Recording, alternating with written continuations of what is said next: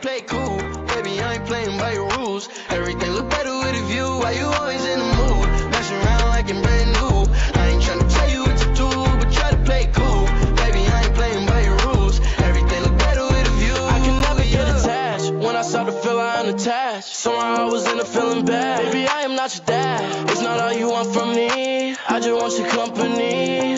Girl, it's obvious, elephant in the room. We're part of it, don't act so confused. And you love starting it, now I'm in the mood. Now we arguing in my bedroom. We play games of love to avoid the depression. We've been here before and I won't be a victim. Why you always in the mood? Messing around like I'm brand new. I ain't tryna tell you what to do, but try to play cool. Baby, I ain't playing by your rules. Everything look better with a view. Why you always in the mood? Shorty go jogging every morning, and she make me breakfast almost every morning. And she take a good pic before she leave the door. I be waking up the pics before she on it. And every weekend my shorty coming over. Shorty can fend the out, but she like flashing over. She ain't driving no Camry, she pulling in a Rover. With her hair so curly, I like she said, what you know about us? I'll tell you everything. I got what you need. Woke up in the store and get what you want. You get what you please. Heaven sent you to me. I'm just hoping I don't repeat history. Boy, I'm trying to meet your mama on a Sunday. The nigga I love on a Monday. Never need no one else, babe. 'Cause I'll be switching in positions for you. Cooking in the kitchen and I'm in the bedroom. I don't need a lift, they say I'm jumping through hoops. For my love, infinite, nothing I wouldn't do, that I won't do. Switching for you, perfect, you're too good to be true. But I get tired of running. Now I'm running with you. So boy, I'm trying to meet your mama on a Sunday. The nigga I love on a Monday. Never need no one else, babe. 'Cause I'll be switching in positions for you. Kitchen and I'm in the bedroom. I don't need a lift, they say I'm jumping through hoops. For my love, infinite, nothing I wouldn't do, that I won't do. Switching for you. Cooking in the kitchen and I'm in the bedroom. I don't need a lift, they say I'm jumping through hoops. For my love, infinite, nothing I wouldn't do, that I won't do. Switching for you. There's something that I usually don't do, but for you I kinda wanna do. 'Cause you're down for me and I'm down too. Yeah, I'm down too. Switching in positions for you. Got me thinking, babe. Tell me if you with it, 'cause I'm with it, babe. I haven't heard from you and I'm in it, babe. Just tell me what to do and I get it, babe. Gucci impart though. Trip to your crib in the middle of the night. I don't let you miss me as I put it down right down, babe. I can put you on a flight. You know that a nigga like me can change your life, oh babe. Everything you do is amazing. Ain't nobody got to go crazy. I got what you need. Everybody think you shy, but I know you a freak, little baby. Everything you do is amazing. Ain't nobody got to go crazy. I got what you need. Everybody think you shy, but I know you a freak, little baby. I've been overseas going crazy. I could tell you love you. Yeah, so we gone. Stop, we good. Stop, chill, we on. Scale, let's go. Domingo, let's go. Take, let's go. Set, let's roll. Straightening, yeah. Straightening, yeah. Don't nothing get straightening but straightening. Don't nothing get straightening but straightening. Don't nothing get straightening but straightening. You don't get straight, you don't straighten it. In this game, sit back, be patient. Act like the game went vacant. Act like some been taken. Ain't nothing but a little bit of straightening. Been kicking, popping out daily. On the island, it's a movie I'm making. I'm counting the Neros with Robert De Niro. He telling them that you're amazing. Put that on, get on. I bought 2 whips and I put my boot on. She put this wrist on. She factory said it went rich and meal prone. Turn a pandemic into a pandemic. You know that we on. Them gon' pull up and L at this together. Won't get what you homes. I don't do the fake kicking.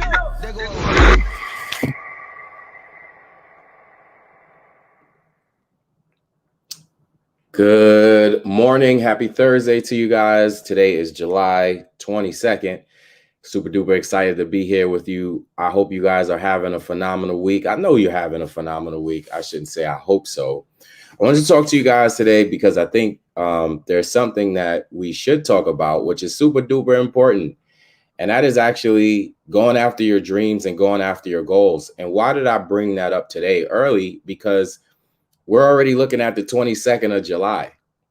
And you should be asking yourself a question that a lot of people avoid at some points in their life. And that is, what have I accomplished the last 22 days of my life? You know, believe it or not, we think that we can do these days over somehow, or we can get this day back again somehow. And that's not necessarily true. You're only going to get one July 22nd, 2021. So are you making the most of your time? Are you making the most of your ideas? Are you making the most of going after your dreams and goals? You know, prior to hopping on here this morning, I got a chance to be backstage with some phenomenal young ladies who are going after their goals, going after the things that we've been talking about the last couple of weeks. And I'm super duper proud of them. Jessica, Isabella, Eva, Omaya, I believe that's her name. They were going after their dreams, going after their goals. And I want you to think about that today. I want you to really look at where you are and what you've accomplished so far for the month of July, your goals, your dreams, your ideas, things like that. And keep asking yourself, how can I become better? What can I do more? You know, one of the first things that I challenge myself at whenever I'm writing a book or getting ready to speak or getting ready to do some real estate transactions or any of that, one of the things that I do every single day is I write 10 things down that I can improve upon in whatever it is that I'm doing. I want you to think about that. I want you every single day to challenge yourself to write. I give you 5 things. Write 5 things down that you can do that's going to improve upon what you're currently doing. That's growth. You know, success, they define success as doing something you want to do because you predetermined it was something you want to do. Let me repeat that. Success is doing something you want to do because you predetermined that's what you wanted to do, not anybody else, not what someone else told you to do, not what you felt like you should do, but what you really, really wanted to do.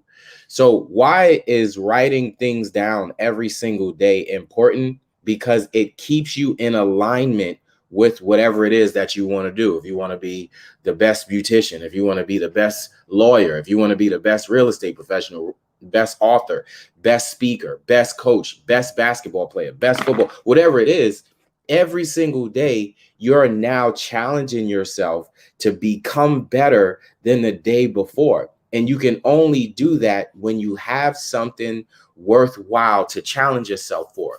You know, there's a lot of adults nowadays who are afraid to do what you guys are already doing.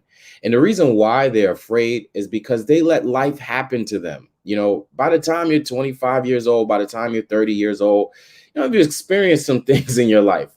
But when you're the age that you are right now, listen, the sky for you guys, there's nothing that should stop you. There's nothing in the way.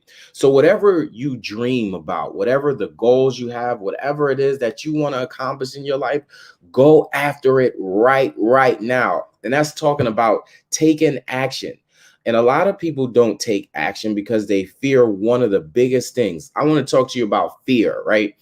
Fear is, they say, false evidence appearing real. But I like to say fear is, we can use fear 2 ways.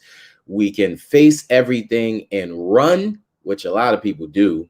Well, which everybody pretty much does to some degree. Or we can face everything and rise. Now, if we face everything and rise, there's absolutely nothing that can stop us. There's no challenge. There's no obstacle. There's no adversity that can stop us. And why the R there, rise, is powerful? Because in order for me to be better than where I am right now, or in order for me to overcome where I am right now, I have to rise. I can't run away from it. I can't worry about it. I can't fear it. I literally have to rise. And you might say, Jermaine, what do you mean by rising? Well, when I'm facing adversity, the question I ask myself is, do I have the answers to this? Because, in life, adversity is interesting. And when I talk about adversity, for you guys, adversity may be, this just may be a little difficult. School may be difficult. Environments may be difficult. Circumstances may be difficult. Some things may happen. You just don't really like it. You don't want to listen to your parents, whatever the case may be. But when I talk about adversity, what I mean by adversity is really just a challenge for you to grow. That's really what it all is. We take adversity so personal. It's not personal. Adversity is just a measuring stick for you to determine where you are in life and what you have to do to get to your dreams and goals. That's why we face everything and rise. Because when we rise, we're rising above the adversity, or we're rising above the challenge. We're rising above what we think is supposed to be stopping us.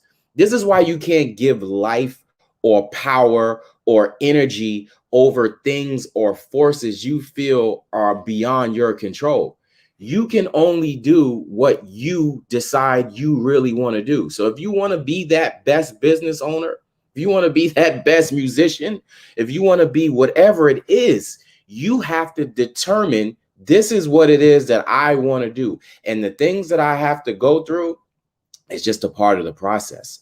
I'm not going to sit here, face everything and run, because if I keep running away from the challenges, or if I keep running away from asking somebody for help, or if I keep running away from going to a place that can support my growth, support my ideas, support my dreams, support my beliefs, I'm never going to make it to that goal or dream of mine. So we're not going to face everything and run. We're going to face everything and rise. And we're going to face everything and rise because every single day we're going to write down 5 things. I'm not going to even say 10. We're going to write down 5 things we can do to be better. 5 things that we can do to be better for us, not competition. Now, I want to talk to you about competition because, I had a challenge about that. And this is why it's great to have some good mentors in your life. My mentor, my spiritual dad, Mr. Les Brown, look him up when you get a chance. Les Brown. That's my spiritual father, my mentor. One day I was dealing with something and I called him, and I was so focused and consumed with what everybody else was doing.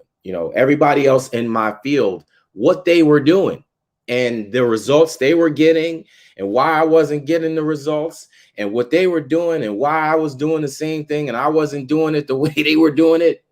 And one of the things that he said to me was so powerful. He said, Jermaine, don't look to the right. Don't look to the left.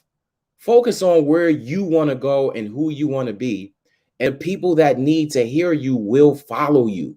That was a very important moment for me. And let me tell you why it's a very important moment for me, is because that's when I realized you can't get rich by competition. You can only get rich by creation. Now, let me not necessarily talk about the money perspective. Let's talk about rich in spirit, rich in mental, rich in physical, rich in everything else. Of course, we want the money, but I wanted to talk about all the other areas that we can become rich when we're not focused on competition. We're focused on creating. You see, the people who are ultimately happy in life, the people who are ultimately really genuinely successful, the people who are always accomplishing, always doing, always becoming better, guess what they're doing? They're not competing. They're creating. So you see them doing something else. I was watching Richard Branson the other day. Richard Branson is the famous billionaire. If you don't know him, he's the guy that has the Virgin Airlines, one of the most wealthiest people in the world. He built this spacecraft that you can now take to space and view the Earth. Now, I want to know how many people is creating something like that, right? So now only a few wealthy people, which means you have to be in a certain billionaire class in order for them to consider you to take this trip out of space. So now you can see the Earth. Let me tell you how powerful that is. He was thinking about something way larger than what he saw at that moment. This is why you, as a person who has so much power, so much potential, so much greatness inside of them, you can't be focused on what everybody else is doing. You got to be focused on getting to outer space. And what I mean by that is, what can I do? What can I create? What can I start that would literally revolutionize the world? That's how you got to be thinking. And when you start thinking like that, every single day when I wake up, that's the only thing I'm thinking about. I'm not worried about what I see currently. I'm not worried about circumstances. I'm not worried about being young and not having the money. I'm not worried about any of that, because you know what? There are YouTube sensations right now.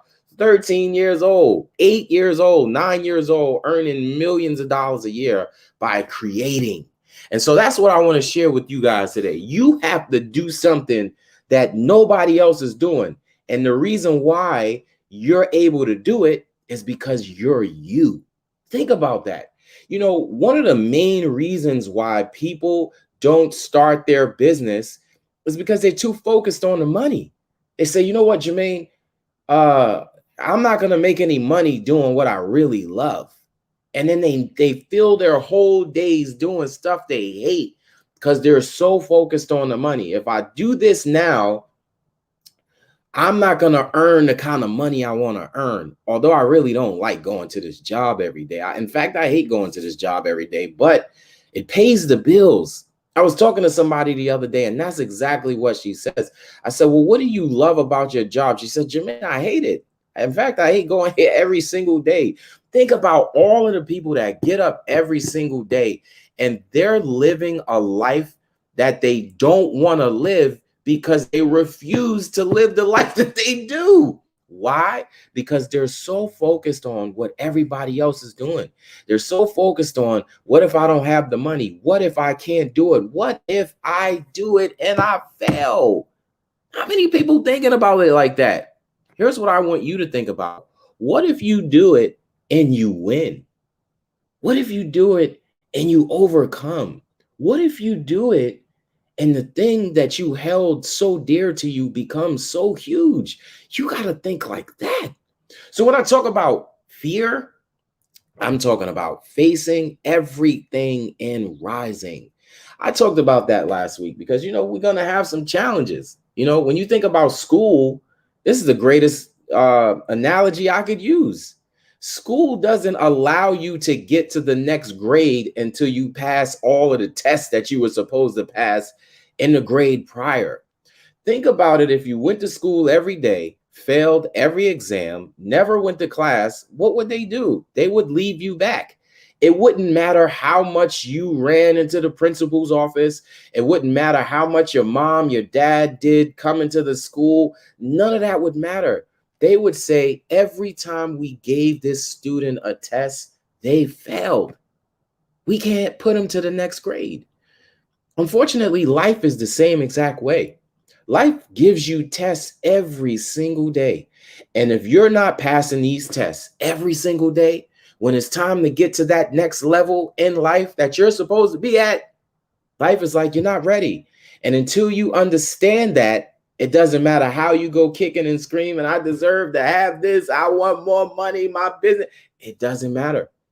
You know, this is why I talk so highly about adversity, because adversity only shows you who you are to yourself, not to anybody else.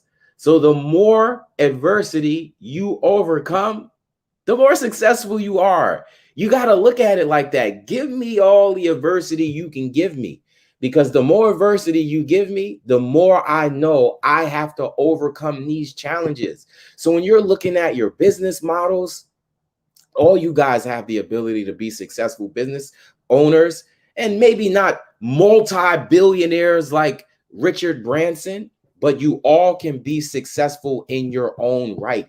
And that's why that day with my mentor changed my life, because I realized something. Nobody else is going to be Jermaine Miller, no matter how hard they try. In fact, nobody's going to be Michael Jordan. They all just make comparisons. Well, LeBron James lost all these finals, but he still got 4 rings, but he's not Michael Jordan, right? Kobe Bryant won 5 rings, but he's not Michael Jordan. Why? Because it's only 101. And so when you look at yourself every single day in the mirror, and you look at your goal board, and you look at the things that you want to accomplish, you got to ask yourself, what is this world going to look like because I accomplished my dreams and goals? And what would this world look like if I don't? You know, they said the other day, I was reading something, and they said failure is when we can't do something anymore. That's what failure is. And they were comparing that to all of the people that are in the grave right now. They say the richest place on earth is the grave, because that's where all the dreams and the goals and the ideas, they're buried there. Nobody can do anything about anything when they're 6 feet under. It's over. So every single day you have a possibility to be great, a possibility to accomplish, a possibility to do more, a possibility to become better. Don't let society, the news, social media, whatever it is, tell you that you should be something that you really don't want to be. Tell you that you should do something that you really don't want to do. The biggest question that nobody seems to want to answer in life is, what is it that you want? What is it that you really want? And I'm talking about, what is it that you really want and would get it if it was impossible for you to fail? See, that's the huge disparity. I know what I want, but automatically my mind tells me that when I decide what I want, all of the things that I'm going to have to deal with to get there. Isn't that funny? That's pretty strange. I know what I want to accomplish, but for some strange reason, my mind is always telling me all of the reasons why I won't accomplish it. And you want to know one of the biggest things and one of the biggest reasons why we deal with that? Because of the people we're around. So it's very important for you to stay connected to all of these positive people, even the young people that's already starting their business. They're motivated. They're ready to go. Connect with them. Ask them, hey, listen, what are you doing every day? Because here's the challenge. We deal with what is called consequences. Consequences are interesting because consequences in life, they don't hit you right away. Some do, some don't, right? But the consequences of eating a hamburger or smoking a cigarette every day, it's not going to affect you tomorrow or next week or next month. The consequences of eating a hamburger, don't get me wrong, I know some people really like hamburgers, but the consequences of eating a hamburger and smoking a cigarette every single day, it might not even affect you 10 years from now. But what it does is it comes later on, and it comes with so many different other issues. It's too much of a challenge to overcome. You know, my grandmother, when I was 19 years old, she passed away from lung cancer, which is why I'm so against cigarettes. You can't be around me smoking cigarettes. But one of the things that I know for sure is that she quit smoking cigarettes when I was born. So I was 19 when she passed away. She stopped smoking cigarettes when I was born. So 19 years, she stopped smoking cigarettes. But the effects of her smoking cigarettes prior to her stopping outweighed the time that she stopped. So it crept up on her. That's the consequences about not going after your dreams, not going after the life that you want to live, or not doing what you want to do. Years down the line, the consequences of that can be disastrous. So you have to be able to look down the road, 5 years down the line, 10 years down the line, 15 years down the line, and ask yourself, would the 15-year down the line me get up and go after my dreams or goals, or stay on this couch and watch television? That's interesting. You know, I had that conversation with myself when I was going through a very challenging time in my life. I gave myself 2 different Jermaines, the one that was successful and the one that was unsuccessful. But here was what was so interesting. I posed the same question. Jermaine, how did you get here?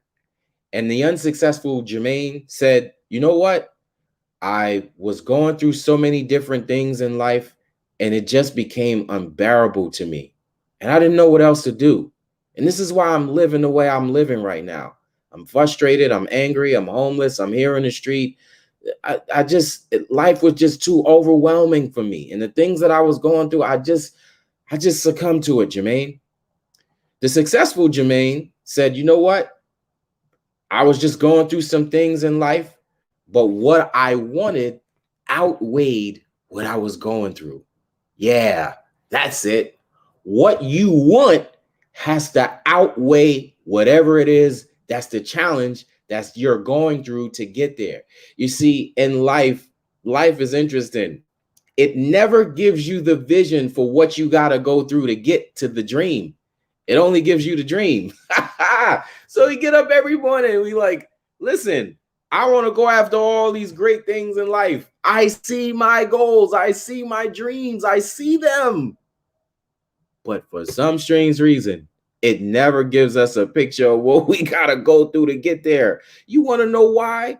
Because if you saw all of the things that you had to go through to get to where you are or where you will be right in life, you'd be like, I'm not going down that road. There's no way. I got to take a shortcut. I got to go down some other alley. There's something else I want to do in life because it sure ain't this.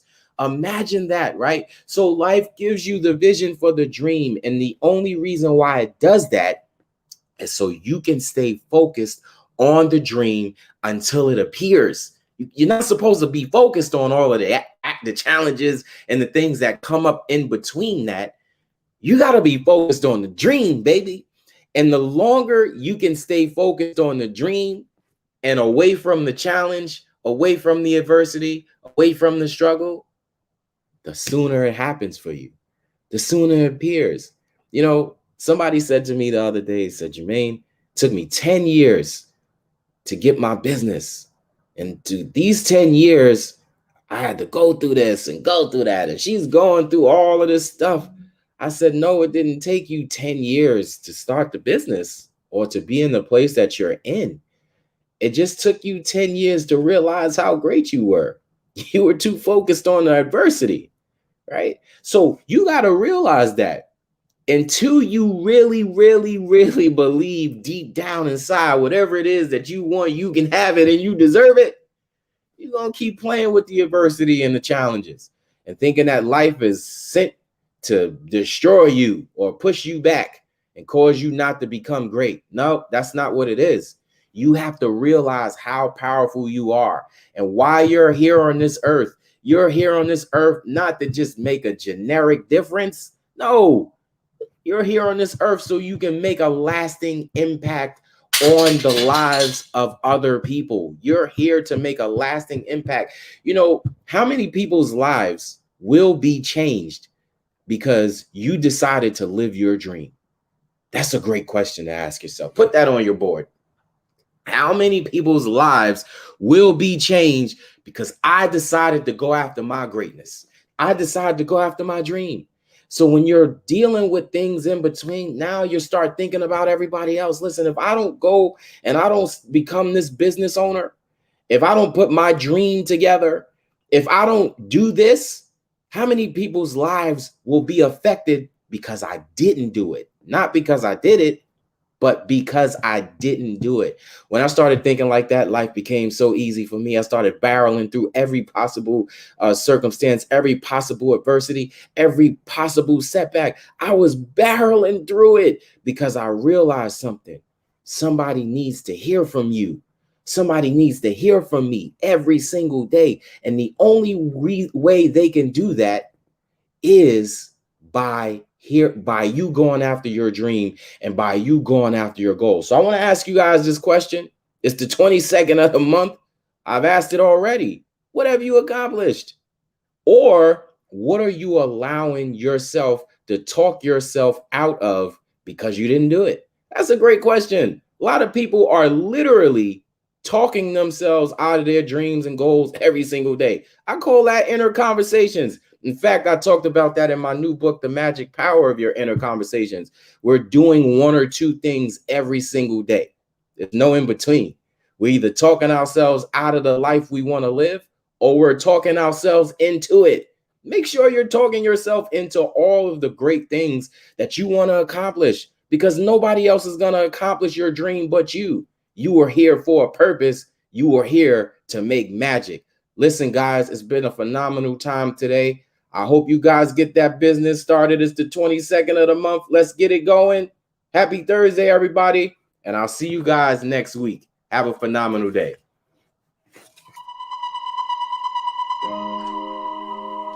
Let's go, y'all.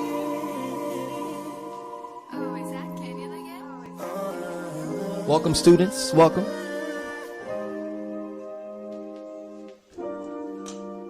We're about to give you a blast of hits, pure hits.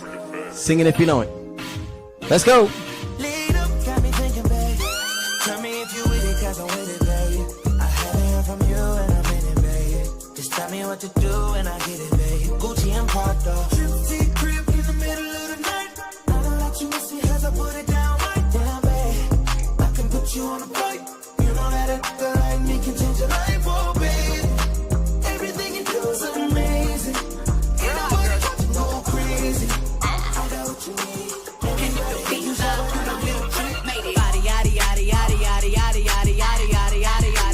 Let's go.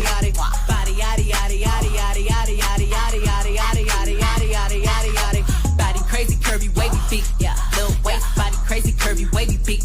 Little waist. Body yaddy yaddy yaddy yaddy yaddy yaddy yaddy yaddy yaddy yaddy yaddy yaddy yaddy. Look at how I bodied that. Ate it up and gave it back. Yeah, you look good, but they still wanna know we're making it. Saucy like a barbecue, but you won't get your baby back. See me in that dress and he felt like he almost tasted that. Num num num num, eat it up. Go play okay, 3, 2, 1. You know I'm the hottest. You ain't never gotta heat me up. I'm present when I'm absent, speaking when I'm not there. Call them scary cats, I call them Carol Baskins.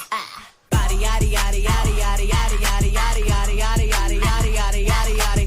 Body yaddy yaddy yaddy yaddy yaddy yaddy yaddy yaddy yaddy yaddy yaddy yaddy yaddy yaddy. Body crazy, curvy, wavy feet. Yeah, little waist. Body crazy, curvy, wavy feet. Yeah, little waist. Body yaddy yaddy yaddy yaddy yaddy yaddy yaddy yaddy yaddy yaddy yaddy. Why you always in the mood? Dash around like I'm brand new.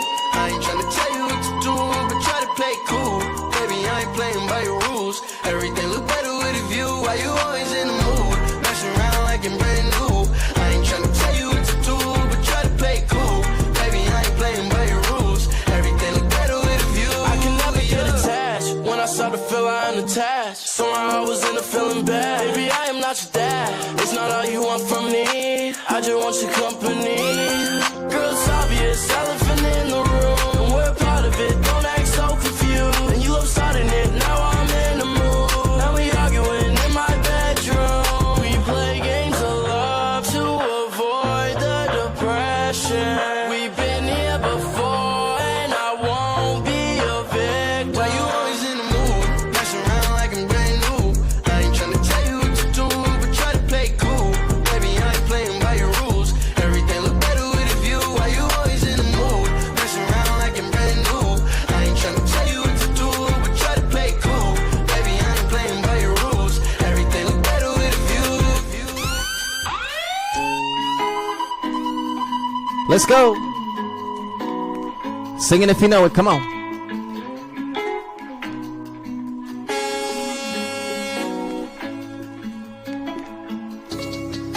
Suicide door, brand new bag. College girls, give me in my raps.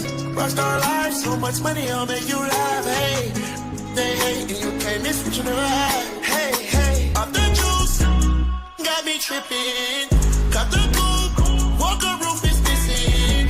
Ice, lemonade, my neck was dripping. Ice, lemonade, my neck was dripping. Boys got some 60s in my bag. Lips sealed, ain't pillow talking on no rag. In my earlobe, got 2 carats, VVS. Got a penthouse near Rodeo, out for stress. All this money, when I grew up, I had nothing. Filled with backstabbing, my whole life is disgusting.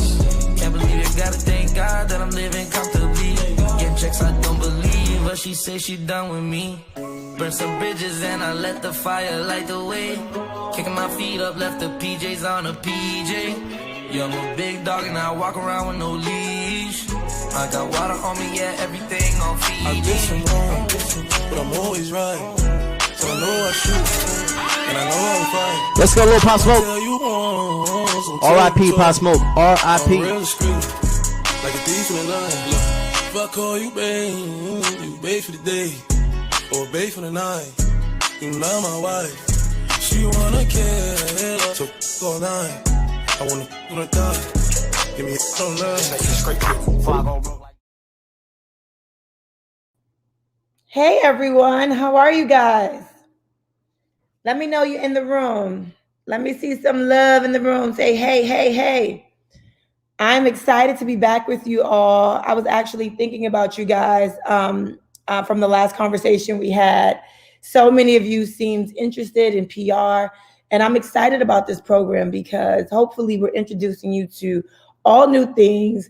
And like the brother before me was talking about, just giving you more things to dream about, right? Have you guys been dreaming? That's a question that you can ask yourself. Like, what do you dream about? What are you thinking about? What are your wishes? What are your goals? And what are your desires? When I was your age, you know, I dreamt of traveling the world. I dreamt of being an executive at that time. I wanted to be an executive at this really big fashion company. What do you dream about? And when you dream, do you see it as your reality? And I want to challenge those of you that don't dream. Sometimes force yourself to have a daydream. Like, what is it going to look like, your corner office? What is it going to look like when you are 30 years old and living your best life and in your career? What does that dream look like for you? Start to manifest it. Start to write it down. Even start to get a vision board. You don't even have to dream that far out. You can say, what does my next year look like? I want to start this business. I'm going to start to plant seeds and sow into my career. I'm going to start investing $3 here, $6 there, $10 there, so that I can see my harvest. Make sure you guys are dreaming. So I want to introduce you guys to a young person just like you that started out with an amazing dream and built a company. A lot of you may feel like you're too young or, you know, you don't have the right direction. So we wanted to bring someone in that is young like you guys so you can hear her story and see where she came from. So I am going to show you guys a video and then I'm going to introduce you to Miss Bella White, okay? So hang tight, guys. Oh God, oh my God.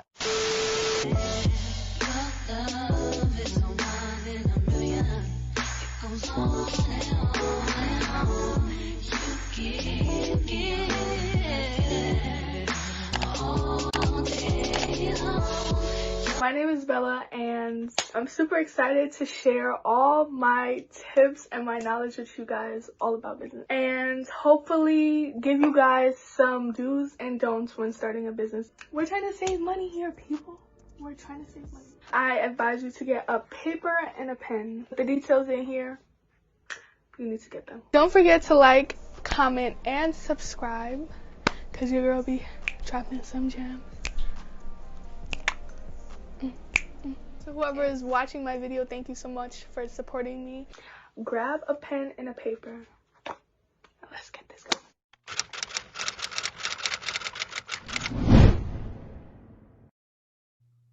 I love that. Bella, where are you? Hey. Hi. How are you doing? I'm good. How are you? I am so good. I'm so proud of you. Congratulations on everything.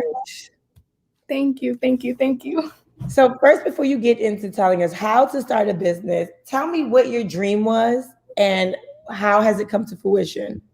Well, first, I want to start by saying, like, I never always had this mindset and this mentality that I have now. So I want to give you guys, like, a little backstory about me and, like, you know, the family that I come from. My parents actually have a 6-figure business right now. So I kind of was, like, you know, brought up into the, you know, like, kind of had, like, the experience. But to be honest, I never always had this mentality that I have now. And I say all the time that I owe it to my parents because they made me understand that it's possible to do anything that you put your mind to. So, you know, if you told me that I was going to start a business like 2 years ago or start a YouTube, I definitely would have said that, like, you know, like, what are you talking about? Right. But I definitely want to say that my parents inspired me because they really showed me what is possible. And I've really been there through their journey and watched them grow as entrepreneurs. So it really sparked an interest in me. And, when I decided to start my business, I was also going through something like mentally. So, my business, as it grew, I grew with it. And it's just been a journey that I learned, like, the good and the bad. I learned a lot of things. So I also grew with my business. So, yeah. That's awesome. So tell us, what is your business? I have a cosmetic brand where I sell lashes. A lot of people don't really, for me, just self-care in general is like everything to me. Not only how you represent yourself to society, but also like how you represent yourself to yourself is just a big thing. Yep. For all women, I know a majority I could speak for, like, when you get dressed and you put on makeup and stuff, it makes you feel good mentally. And I feel like, to have a good image, not only for society, but, for yourself, it just makes you feel good. So that's basically what my brand is about. I love self-care. I love feeling good, looking good, and, all of that. I love it. I love it. So, what I asked you in the beginning, I'm going to go back to it. When you started this, and you can say I didn't, it just came out the blue. But did you foresee, did you dream about anything? Did you say, I want to be a beauty maven? I want to be like this brand. Did you, think about it ahead of time? And what was it that you thought about that actually you finally put your feet to the ground to make it happen? I want to say kind of, but kind of not. Like I said earlier, I never really had this mentality. Actually started. So I kind of want to say I kind of, but kind of didn't. I love like the fact that people support my brand and the way it makes them feel. When people post in my products, stuff like that. I never really saw it as that, but as I started to grow my business and stuff, like it made me feel really good, So, yeah. See, that's important too, because the career that I'm in, I never thought about it. This was never something that I dreamt about. I thought, like I said in the beginning, that I was going to work at this fashion company. I was going to be a head merchandiser. But when I tried that and put my foot to the ground in that, things just didn't work out. And I thought like, okay, if this isn't what I'm supposed to do, what am I supposed to do? But the thing is, I didn't stop dreaming. I started to think about what else could I do? And then life took me on different paths and different roads. So my dreams changed. And I'm glad you said, you kind of thought about it, but not really, because some people out there haven't dreamt about their career yet. They haven't thought about what they're going to do, and that's okay, because you're successful, like I'm successful, and we still have so much further to go. But it doesn't always start out with knowing for sure what you're going to do. But you have to allow space for your brain to think of outside of the four walls you're within. Start to think of what you want to do, but then you can't just think of it, right? You have to actually start to put some work into it, even if that's not what you're going to do. Later on in life, you actually started, you did something. What was your first step you did in starting your business? Well, obviously, like, like I said, my parents had a business, so I kind of learned from them, but I also had to take the step of, educating myself. Right. It was definitely a lot of research and a lot of trial and error because, as a starting business owner, you never really know what to do. And you can hear about like, failures from other people, like what they did do and what they didn't do, but it's all about experience. And I really think that's a good thing to have. So, as I was on my business journey, I definitely had a lot of experience that taught me different things that I couldn't learn from other people by them just telling me. I just really had to have the experience and go through it. So that's basically it. Absolutely. So what work did you do? After the research, what was the next step in starting your beauty brand? So after I did the research, I actually started looking for vendors and stuff like that. So that's another thing that I had to educate myself on, because you can't just go out there and just choose any vendor, So anybody who's starting a business, you definitely have to look for trustable and reliable vendors, which is something that I talk about on my YouTube channel because I know a lot of people have trouble on that. So I took my knowledge, put it in my YouTube videos so other people could learn from me. Because it's definitely trial and error, especially when you're starting off. Yep. So I started looking for vendors, and as I sampled my products and stuff, I really looked for something that I liked and not what other people had, but something that connected to me. And once I found that, I ordered some more products. I started like showcasing it to my friends, my family, and stuff like that. That's beautiful. I think in business, we always want things to go the way we plan, but things don't always go the way we planned, right? What's some of the setbacks that happened in starting your business that you had to kind of pick yourself up from? Definitely, it has something to do with social media. So let me explain.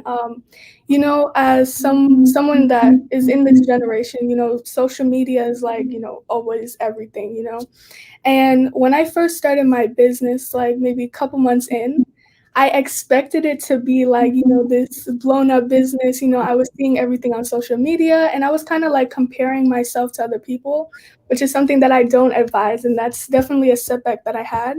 Because I had to understand and trust my process, which is something that I learned over the course of my business journey, to like trust the process that I go through and understand that, I'm not everybody else and everybody else is not me. So it's my process, my journey. I have to learn, I have to fail, and, just learn from my mistakes. So, That's right. That's right. Now, vendors, we have some girls in here that want to get into beauty as well. What's the best place to look for beauty vendors? Definitely on Alibaba. I know some of you guys might be familiar with that website. I do talk about that in my second YouTube video. So if you guys want to watch it, I go through step by step how to navigate the app and the website. So I just give you guys tips on how to find trustable ones, because you guys do have to be careful. There's sometimes people try to scam and try to take your money. So that's something that you have to look out for, which is something that I talk about in my video. That's amazing. So guys, make sure you're writing this down. In her video, she said, make sure you have a pen and paper. So she's dropping jewels, and I want you guys to definitely take heed of everything she said. One thing you spoke about was social media. And I think social media can be the best gift and the biggest curse when you're in business. How do you protect yourself against the comments, against the complaints, against the judgment? And then also, how do you use social media to grow and further your business? 2 questions. So, again, something that I want to point out is the mindset that you have. So something that I also talk about in my video is your mindset before I talk about anything else. You need to be able to have a business mindset and know that you're capable of anything, no matter who comes your way, no matter who says what. So that's basically how I dealt with it. I just had to keep in my mind that, I'm doing this for a reason. And not everyone is going to agree with what you're doing. But you have to know that there's going to be supporters and there's going to be haters out there who don't support you, which is why you just have to keep in your mind that, why you're doing it, and just have a strong mentality. And like you said, social media is definitely a curse and a good thing, because I've used social media to grow my business a lot. That's also an advantage that young people have nowadays. We're very, tech savvy with phones, everything that you can think of, TikTok, everything. You can just market your brand on those platforms and it's for free. So yeah, that's how I basically use social media, posting consistently, and just telling people about your brand, your story. You want to connect with your audience. And not just, say like you're doing it for the money or whatever. You have to be able to connect with your audience. So something to keep in mind. Yep, absolutely. And speaking of connecting with your audience, do you think it's important to know who your target market is in your marketing? Yes, I talk about this in my video also. It's really very, very important to know who your target audience is. And I talk about this in my video because this helps you navigate and locate the platforms that you want to use. So an example that I use in my video is if you have a product for a younger woman, like young women, you would definitely go on like Instagram, Snapchat, TikTok, because those are the type of people that are located on those platforms. There is older people, of course, but most of young people are on those platforms. So you definitely want to sit down. That is part of your business plan. Talk about think about your target audience, because that's going to help you navigate and locate the different platforms that you want to go on. It's very true. And then even within your platform, knowing who your target is, right? In my platform, I, you know, have a bunch of social media followers on Instagram, and you can tell who follows me by what they like that I post, right? So if I post a picture with, you know, myself, my kids, we're all at work in the store, we'll get tons of likes. If I post a picture of me on a beach in a bathing suit, you know, it might get half of the likes, because for me, people that follow me are aspiring business owners, they're mothers. I have 90% women that follow me, you know, so they're gonna, some of them will be like, oh yeah, I like her bathing suit, or oh yeah, you know, I like, that's a pretty beach. But it's not like the same kind of things you're gonna get from someone that's a bathing suit or a swimsuit model, you know, because that's what they're known for. But for me, people know me as, or they follow me because of the mother I am, because they want business inspiration, because of the businesswoman I am. So I'm very clear on, you know, my position in this space of social media, that certain things are going to go and certain things just won't go. And that's, again, through trial and error, like you said, but then also being very clear and looking at the insight. Like there's a little button that does all the work for you. It's insight. And it tells you who follows you, what part of the world they're from, what times of day they're on Instagram, those things, or on your page particularly. So you want to know like your main posting hours. You want to know like what's your prime time. When are the majority of people that follow you online? Because your posting should model that you know what you're doing. So that, like, my time is 7 to 9. So you're going to see the majority of the content that I really want to be visible posted between the hours 7 to 9 a.m. and 7 to 9 p.m. After that, I guess my people sleeping, but, or before that. So you want to know your target audience as well. So that was a very good point. Thank you for that. So what's next for Exotic Beauty? You know, I'm just looking to just expand like the type of lashes that I have. So, you know, like the beauty brand that I have, I'm looking to incorporate different things. Obviously down the line, you know, I'm taking it step by step. But, you know, I love reaching different people, you know, having people like, you know, support my brand. It's just a different type of feeling when you see like people, you know, posting in your pictures saying that they love the products, because, you know, it really takes time and effort to like, you know, find these types of things. So, you know, when people actually recognize you and see, you know, it feels good, you know. So, Absolutely. yeah. And starting this business, were your parents your only mentors, or did you have other mentors to help you? My parents were the main ones that like, you know, really believed in me and, you know, really had faith, because, you know, they are business owners also, but they really saw like the potential that I didn't see, which is why I talk about it so much, that they really broke me out of that mentality that I had before of just like thinking that I couldn't do it. Yeah. Now I'm just, you know, I'm just thinking about the future and what I can accomplish, because I know I could do it. So how important do you think it is to have mentors or people that inspire you in your ear and in your corner? It is very, very, very important. I really think that is a very crucial thing in the business world and young people being an entrepreneur. And even if you don't have that type of support in your household, just know there's always going to be people that support you, even if it's not people that you're close with. But there's always going to be people that support you regardless. So even if you don't have it in your household, or, you know, your family or your friends don't support you, you're always going to have it somewhere else. So don't let that discourage you from actually following your dreams. That's right. I'm glad you said that. So I grew up, my mom is a corporate girl. She works 9 to 5 and has until she retired for 30 something years, right? So me telling my mom, hey, mom, I want to start my own business, or mom, I want to work in the music industry and I want to, you know, one day manage Missy Elliott, or I want to be on the road with 50 Cent. She was like, what? Like, what do you mean? What do you mean on the road? What do you mean going on tour? Like, you just having fun? You just partying? Like, I'm like, no, mom, it's a job. Like, this is what I want to do. She was like, no, you need to get a real job. When I started loving hip hop, I was a part of the production crew that started the franchise.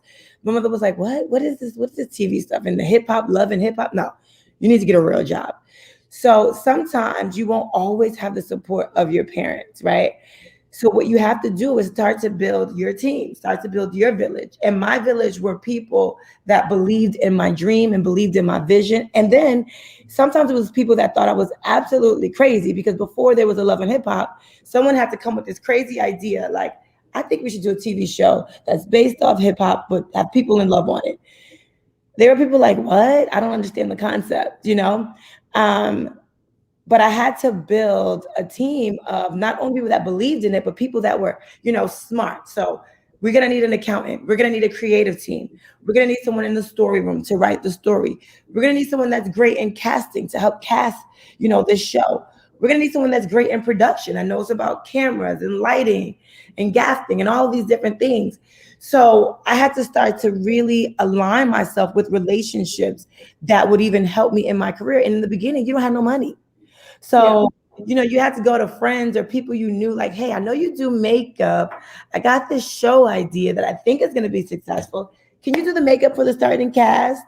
Or, hey, you're really great talking to people. You think you can help me cast this show? That's my idea. So even if you don't necessarily have people that are inspiring you right now, you may have to go after them. You may have to go after who you think will be great on your team, and hopefully that will lead to more relationships of people that will inspire you. So I want to bring on some special guests. We have some students that are also in beauty, and I know that they may have questions or maybe want to talk about their beauty stories. So I'd love to bring up Eva, Jessica, and Amaya. Hi. Hello. Beautifuls. Morning. Hello. Good morning. Good morning. So I wanted to make sure that you had someone here that is your peer, that is doing her thing, because you guys are all doing your thing. Even though you're just starting up, the fact that you took those first steps, you are doing your thing, and I'm proud of you all. So I would love for you guys to share some of your beauty stories. And then if you have any questions for myself or Bella, now's the time. You want to start telling us about your company, Eva? Well, my company is I'm starting a jewelry business. Okay. So I was inspired by my mother because I would always see her making jewelry, and she always tell me to go wear jewelry, go wear jewelry. It makes you look better. So what I did was I got inspired and I wanted to start my own business, because I know there's a lot of people who want to wear jewelry, but it's really expensive. So mine is not as expensive as other people. So yeah, that's what I was inspired by. Awesome. Awesome. Did you run into any issues with vendors, and are you familiar with the site that Bella talked about? Yes, but I'm really not sure how to work it. So I would need some help. Okay, good. So she has a whole YouTube on it, right, Bella? Perfect. I'm so glad you're in this conversation, because that should really help you. So Jessica, tell us about your business. Hello. My business is a wig business and eyelash business. I started my business because, like, I always used to get braids, and I see people wear wigs, and I really think it's nice. And also, for like events and stuff, I don't want to pay for hair and pay for an appointment to get my hair done. So it depends on the length. Some of my wigs are on a budget for people to get if people don't want to pay like $300 wig and do a $200 appointment. So I basically have my business for people that, just want wigs to apply for themselves. Oh, so they can just put it on and go. They don't have to pay a stylist. Yes. Oh my gosh, I love that. So do you make it easy? Do you give them a tutorial on how to apply them? Are they like lace front? Do you just place them on your head? Well, I'm still like in the midst of starting it. Got it. So, but I have a video of me installing it on someone so they can see like the process. Nice. That's going to be great for marketing. That's awesome. I think that when you find a niche, right? Like that's your niche, the fact that you can put your wigs on and go. That's going to be one of your main marketing tools. I know for me, if I get a wig done, I have to literally sit to get the wig installed. Then I have to sit and wait for someone to curl it, wash, curl style, all of that. So the fact that you can just put it on and go, I'm like, where and when will this be done? That's amazing. So congratulations on that. Thank you. Amaya, hello. Oop, you gotta unmute. You gotta unmute yourself. You can't hear me? There you go. Yep, now I can. My business, I didn't start it yet. It's still, I'm still in the process of getting my supplies and stuff like that. But it's a press sale business. It's not just like it's with acrylic, so like it's more sturdy and it can last longer. So yeah. Nice. That's awesome. Are you getting your vendors from Alibaba as well? I was just recently looking on that website in AliExpress to find like Yes. my packaging and stuff like that, so I don't have to spend a little too much money on it. One thing I know, and Bella, you can tell me if this is so in your case. AliExpress is like the American version of Alibaba, and it's much more expensive because a lot of the products that come from AliExpress, they are getting from Alibaba and then they're upcharging. So be careful. Make sure you price check on both sites. Look on Alibaba, look on AliExpress, just to make sure you're not paying double for the same thing. So did you find that too, Bella? Yeah, in some cases, but you really just have to like really look into it. That's why I talk a lot about research, you know. There's different vendors on both, but some are more expensive. Like sometimes it might be reversed and Alibaba is more expensive than AliExpress, or it might be like switched around. So you really have to pay attention to that and really look into it. Yep. Okay, there you go, guys. So, what I love about you guys that are starting your businesses is that you guys are still dreaming, right? You spoke about your businesses, and I thought they were actually done. But I love that you guys are in the stage of dreaming and then actually putting your feet to the ground and getting work done. So, congratulations on that. And I cannot wait to check back in when the summer's coming to an end to see how far along you guys are, because I will be checking in Amaya, Eva, and Jessica, just to make sure that you guys are continuing to follow your dreams. I love that's happening. Do you guys have samples to show for your business yet, or you're still working on that? I have some. Okay, let's see some of your samples. And here's the thing, right?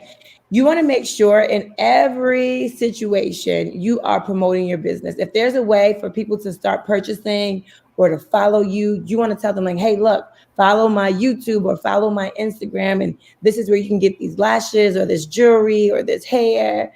Because if it's available, you may have some people in the audience that want to purchase. How many of you guys out there want to support just because they're your peers and because they may have some pretty dope stuff? Let them see your support by putting a number 1 in the chat. And while they're doing that, you can show us some of your jewelry. You see, someone said, I'm buying a wig from you already. Ooh. These are some of the charm bracelets. Pretty. These are some bracelets that I've made. Nice. And also, can I share my screen? Sure.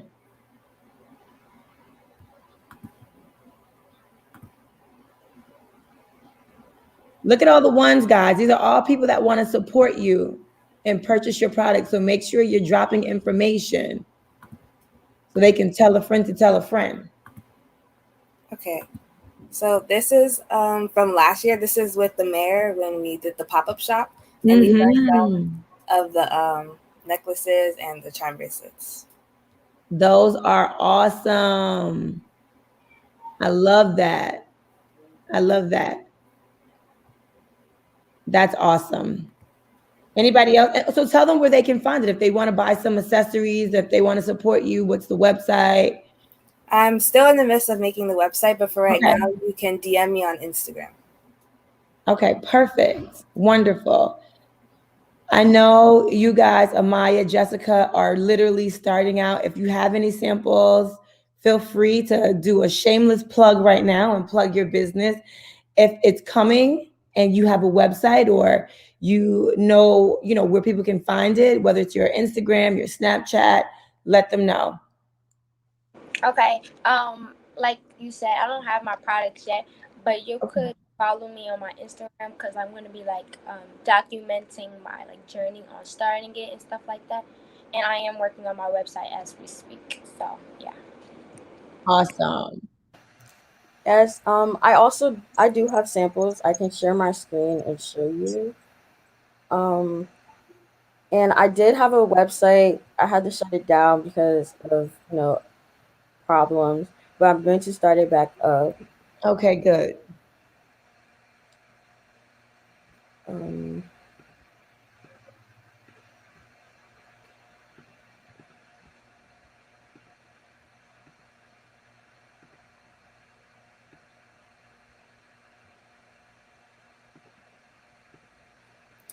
so these, I don't know if you guys can see it. Not yet. Um,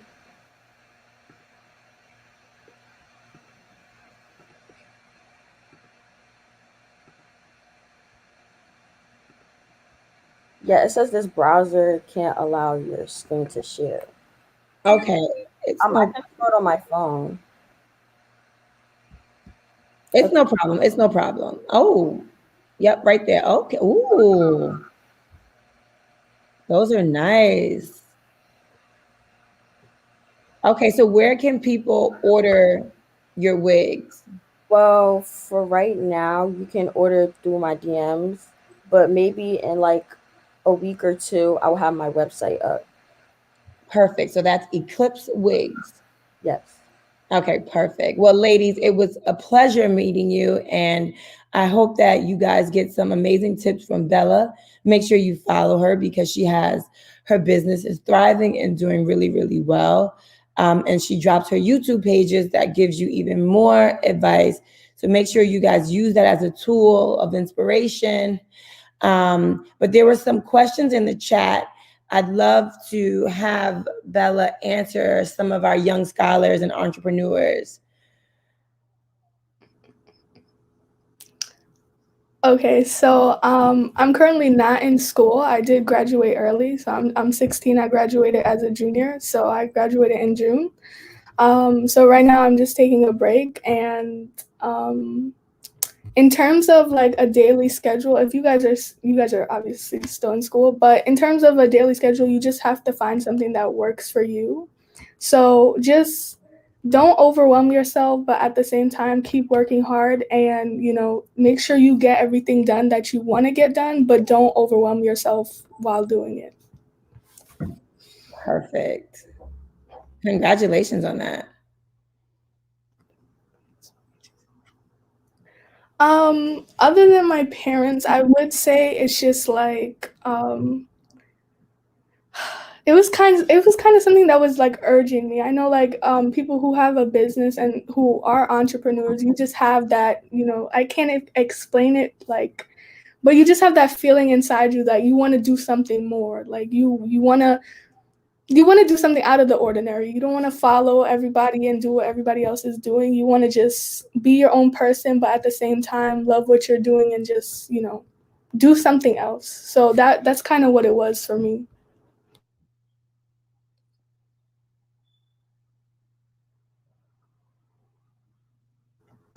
Some tips on reaching a larger audience for your business would definitely be expanding your platforms.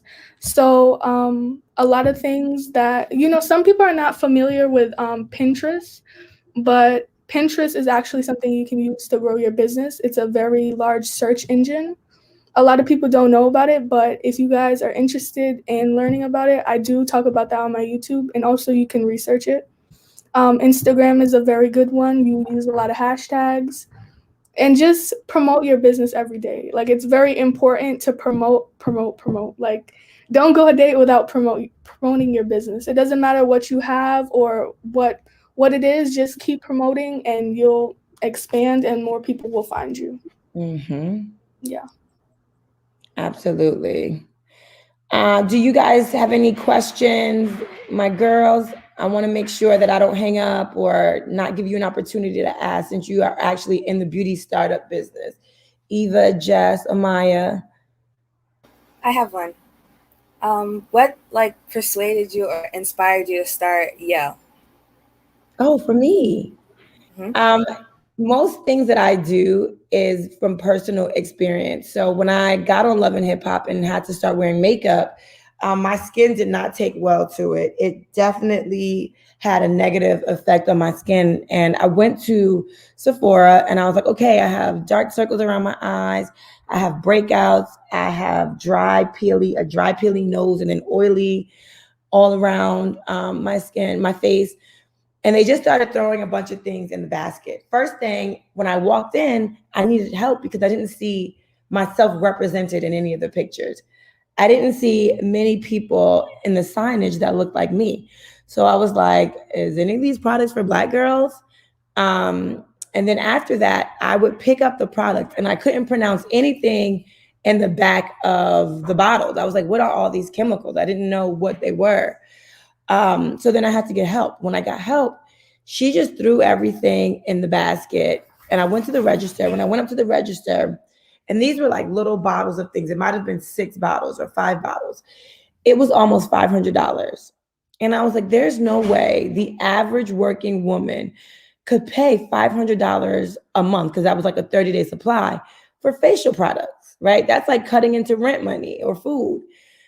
So I left the store feeling like I was underrepresented, and then I felt like I was overcharged. So I wanted to fill that space, right? I wanted to create a line that was plant-based and all natural. I wanted to create a line that was affordable, and I wanted to create a line that catered to beautiful melanin skin.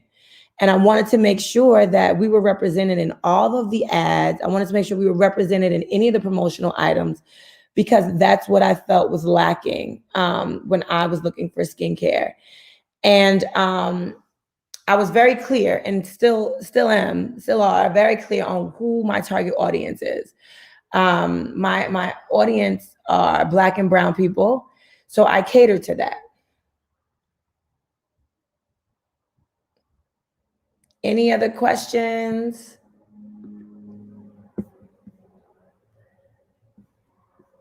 Okay, if there are no further questions, Bella, I would love for you to tell us where we can follow you. Any last words of advice? A lot of young people on this chat are starting businesses. They are just starting businesses, or they have businesses that have just started. So if you can give them some last words of advice, and also tell them where they can follow you. In terms of where you can follow me, my Instagram is on the screen. That's my business Instagram. My website is www.exoticbeautybybella.com. And for last words before I go, I definitely want to just say, regardless of where you start, just know there's always going to be times where, you can upgrade and whatever the case is. So don't ever feel discouraged. You are a start-off business owner. You grow as you continue. So don't look at other people. Don't compare yourself to other bigger brands, whatever it is. Know that you need to trust your process, regardless if people support you or not. And something that I want to say is always remember that wherever you are in your business journey, you might not be where you want to be, but you're not where you were before. So you're not where you started. So just keep that in mind. If you get discouraged, it's okay to take a step back and just condition your mind, but then just get right back to it. Everybody has, fails and errors. Oh God, yes. Yeah, but the important thing is that you learn from it, and you take those mistakes and you just, improve from them.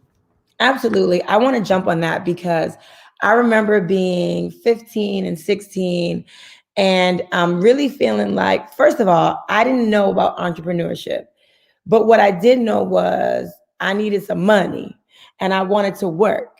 And I remember I was working as a counselor with kids, and I just felt like, this is not what I want to do. This is not where I see my life. I do not want to chase after 5 and 6 year olds for the rest of my life. I need an answer, God. Give me something I can do. But I also knew that I wanted money. So I continued in that job because I felt like I wanted to buy things. My parents didn't have any money. So if I wanted anything extra, I had to buy it for myself. So what I then started to do was talk to people, right? I was talking to my mom about like, hey, what do you do at your job? And then I went to go see what it was like to work in her job. And I was like, nope, that's not for me. And then I went and I would talk to some of the other adults in my area, like, hey, are you guys looking for interns? Are you looking for any help at your jobs? And I kept talking to people until something stuck that I really wanted, right? Any of you guys that were on the last call, I talked to you about when I spoke to the CEO of The Gap, and I wound up getting an internship from The Gap. And that internship kind of opened up the doors for the rest of my life, right? So from there, I interned at The Gap all through high school until I was a senior. And then I got a scholarship from The Gap to go to Howard University. I went to Howard, and then every summer I flew to San Francisco to their corporate office, and I worked there. And I knew for sure I was going to be a top merchandiser for The Gap. That was just what I wanted to do. That's what I dreamt about. I would walk around the office, look at the corner offices, and I would say, this one is going to be my office, or that one's going to be my office. And then sometimes I would even go talk to the people in these offices just so that I can see what they were wearing, how they had their office styled, and what the decor was like, because I knew that this was my job. When I graduated college at Howard, the CEO that I got my scholarship from left the company and went to J. Crew. And when he left the company, the retail management program that I kind of got all of my experience from left with him. They decided not to continue the retail management program. And that meant me graduating college and starting out top tier as an executive. I would now go back to being an assistant or, on a lower level position. And I was like, I don't want to do that. I've worked now, and now I've worked for The Gap for 6 years. And I was like, all of this experience, I was supposed to graduate with the retail management program, and I was supposed to come in making $80,000 a year right out of college. But now I was going to graduate making $30,000 a year. And I was like, this is not what I dreamt about. This is not how this was supposed to turn out. I got really upset. I was angry because I said, I worked so hard. I put in so many hours for it. I felt like I was robbed of that experience. But sometimes what you guys will find out is you have to reshift, right? It wasn't necessarily that I failed, or it wasn't that, there was an opportunity closed or the door closed on me. It was an opportunity for me to see a shift in my life. It was an opportunity for me to figure something else out. I knew what I did not want was to do the same job for a quarter of the money that I was promised. So I cried for a little while. When I came home, I didn't want to go back to my mom's house, but I had to. I went back. And for a little while, I was just kind of this girl that was on the couch watching TV, just trying to figure out what is it that I'm supposed to do. I knew nothing. So I was 19 and I knew nothing about entrepreneurship. So thinking about starting a business just was not something I thought about. I was like, I got to get a job. I graduated with top honors from Howard. So I'm like, why am I just sitting on my mother's couch trying to figure it out? Again, I had to rely on me, because sometimes you can't rely on anybody but yourself. One thing I knew about me was I can talk to anybody about anything. One thing that I knew was that I was a hard worker. One thing that I also knew was that I was an asset to any company I chose to be a part of. And I went out there and I acted as such. I walked into different organizations and I said, hey, I'm looking for a job. And me doing that and a little bit of begging landed me at Violator Management. And that was the company that managed Missy Elliott, Busta Rhymes, LL Cool J, 50 Cent, Mariah Carey, Diddy, Macy Gray. You guys probably don't know all of these people, but Bubba Sparks, Tweet. I can go on and on. And I got an internship there. Now, again, remember I told you about sometimes our parents, unlike Bella, everyone's parents aren't always the most encouraging. When I was working at Violator as an intern, my mother was like, you have a college degree. Why are you an intern? What are you doing? Right? And at that time, I was making $100 a week. And she's like, okay, you're 19, 20 years old. You cannot survive off of $100 a week. And she's like, you got to start paying bills in this house. You got to start paying your own phone bill. You got to start paying, some of the rent. And I was like, how am I going to do this? So I had to figure out, like, what other ways can I use my environment and what's around me to start generating income? So I had some of the biggest artists coming in and out of my office daily. I was like, okay, there has to be something that I can do. I started a company that was, I can't even remember the name of the company, but it was a company that connected regular people that wanted to be in the music artist with these artists, right? So imagine being a young kid from Queens and you want 50 Cent to hear your music. I was the plug. So what you would do was you would pay me to get a listening session with 50 Cent or these artists. And what I would do is give the artist, you know, whatever, let's say there were 20 people that paid me $100. That was $2,000, right? So I would then give the artist half of that and they would sit in a group and they had an hour. So each artist, you know, aspiring artist would play 2 minutes of their record for this artist. And that was like my kind of my side hustle so that I would be able to give my mom some money. That was the goal. I just wanted to be able to get my mom off my back and give her some money. Right. And that business grew. And then I started doing clubs. So I would have a club where young artists could perform. And I would have different huge artists come for like a listening session.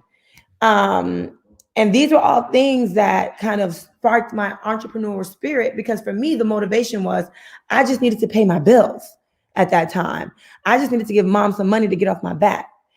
So sometimes innately, you're not an entrepreneur. You may not have joined this program thinking you wanted to come out as an entrepreneur. You might have just thought, I just need to make some money to pay some bills, you know? But from a need, sometimes becomes your biggest asset in helping you become an entrepreneur. And I think that it's important for you, if you want to be in the camera a little, Mendisi, you can say hi. That's my son just walking back and forth. You can come say hi. There is so many different opportunities that can present themselves just by you going after whatever you think your dream is. If you fail or if a door's closed, there can still be other opportunities for you because look what that turned into. Me being at Violator Management introduced me to Mona Scott Young. Mona Scott became my partner in Love and Hip Hop. And now, you know, 10, 15 years later, her and I still have a great relationship. I just did a movie on BET called Almost Enough, and she directed that movie. But had I stopped when the Gap said, we are no longer doing the retail management program, stayed on my mama's couch and cried, everything that's happening in my life now would not be happening. So it's important for us to make sure we dust ourselves off. You got to dust your shoulders off, you know, get back up and start all over again. Is there anyone that has questions for me? Because we have about 8 more minutes to go, five to 8 more minutes. And I want to make sure I answer any of your questions because I know that we've been ripping and running. But I definitely want to answer any of your questions. How did you ladies decide what you wanted to do? There's so much out there for us. How does one go about finding out what you love? I would say test it all. You know, test everything out. There, you have nothing to lose but time from testing things out. But definitely talk to people. I didn't know what I wanted to do. I didn't know before I got into fashion I wanted to do fashion. Before I got into music, I didn't know I wanted to do music. And now that I'm in TV, I for certainly never wanted to be on TV. And now I'm like, oh, this is kind of becoming my life for the past 12 years. And you know, now I'm in skincare. When I started out in Love and Hip Hop, I didn't think that I would be in the beauty business. So there, you have to put yourself out there and try different things.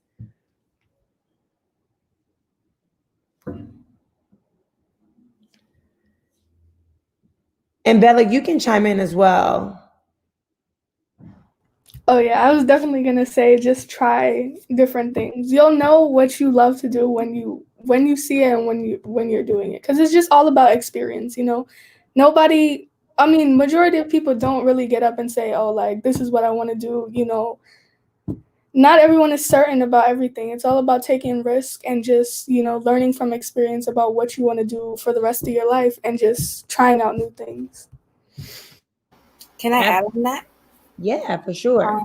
You will also dream about it, think about it all the time. You'll see yourself doing it, and that's how you would know that's what you love. You try different things, and that specific thing catches your eye, and you would love to do it. You love it so much. Absolutely. Absolutely. Are there any more questions? That's fine if there aren't. So listen, I hope that you guys are inspired. Bella, I think you are doing an amazing job. Jessica, Eva, Amaya, I think that you guys have so many amazing assets that's going to help you further your career, but make sure you are building your network. Everyone here that's in this program is the start of your network. These are the people that are going to help you be great. This is your, there's a saying that says your net worth is equal to your network. Like, who do you have around you? You want to make sure you are building. I have to plug my computer in because it says it's only 2% left. So hang on, guys. Okay. You want to make sure you are constantly building your network. Okay. So talk to people. And it's not always about the coolest person in the room or the person that you can hang out with.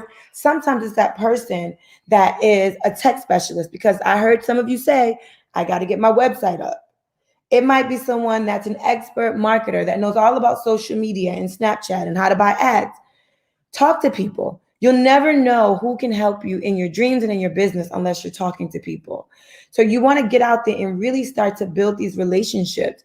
Don't just, come into the classroom. Don't come to STEM and log off and leave. Get numbers. Slide into someone's chat. Slide into someone's DM. Hey, I saw you here. I met you there.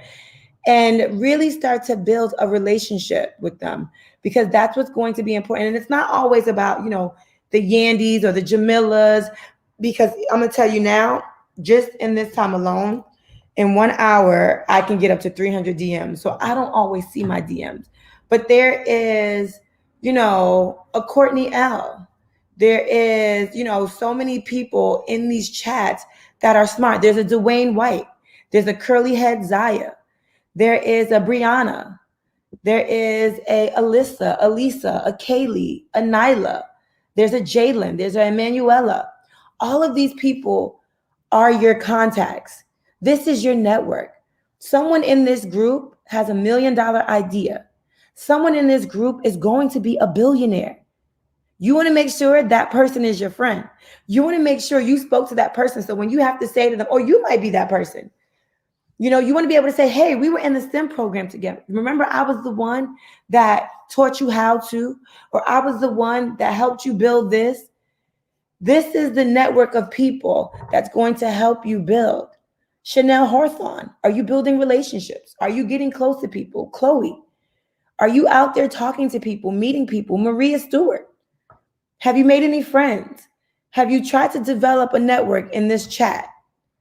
Alyssa Barry, is anyone here your friend? Is anyone out here going to say, Alyssa helped me develop this? Alyssa helped me build this? You want to make sure you are providing a service and then also getting a service back to everyone that is in your network. Be an asset so that they'll remember you, because I'm telling you, someone here is going to be a millionaire. I look back on so many people I went to school with and I'm like, why weren't you my friend?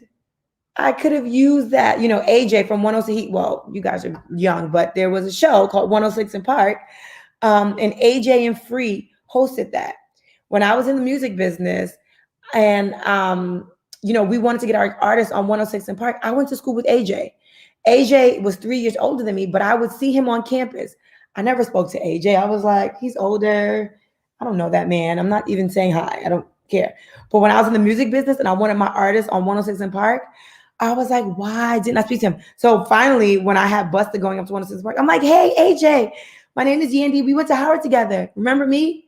He's like, no. But these are the kind of things that are going to happen where you're going to be like, hey, someone's going to be a top executive. Someone's going to be a top marketing, director. And you're going to want the plug, or you're going to want the relationship. Start building those relationships now. They are very important. Okay. You never know. I have a friend as well. This is the last thing I'm going to say, and then I'm going to get off the line because I think I'm over my time. But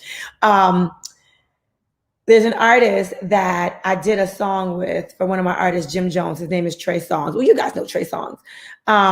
And one of Trey Songz' first records is Summer with Miami. And that's a record that he did with my artist at the time, Jim Jones. And to this day, because I put Trey on the record, and the reason why Trey got on this record is because my friend that I went to Howard with was managing him. Or she worked at the label and she was his product manager at the label. And she's like, can you please put my artist on your artist record? We had just had a record called Ballin'. And, you know, Jim was pretty popping. So it was like this new artist that never came out with anything called Trey Songz. And I'm like, all right, simply because she was my friend, I was like, I'm going to put your artist on this record. You know, it was called Summer with Miami. You guys can look it up. To this day, no, I don't manage Trey Songz. Don't ask me, can I get you in to anything? But to this day, if I call Trey for anything, Trey is going to let me in a concert. Trey is going to pick up my call because he remembers that I was the first person to put him on a record. But that goes back to the fact that I started out with a relationship at Howard. Someone, you know, that I was friends with asked me to put him on a record because she was my girl. I'm like, all right. But now look how big he is. He's huge, you know, but that simply started out with a relationship. So this is a time for you guys to start building relationships. I know it seems so far now, you know, how successful someone may be, but someone that's a part of this program is going to be able to change your life.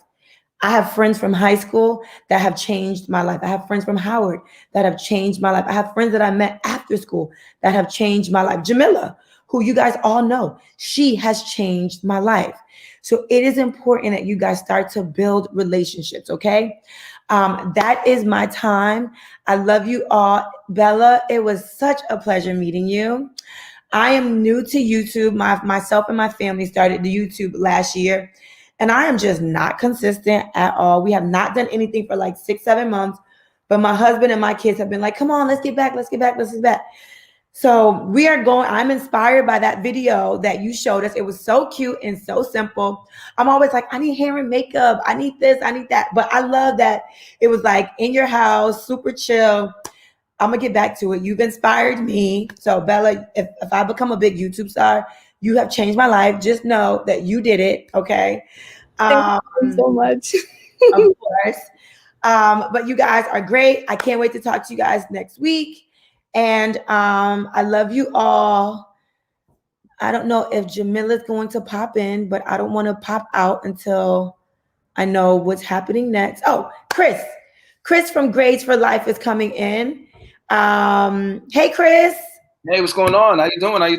How you doing? I didn't know if you were backstage yet because I was so in the other chat. I was backstage. I was all in your story. Like, your story is amazing. I love it. I love to hear these beautiful things and all these gems you're dropping. So appreciate you.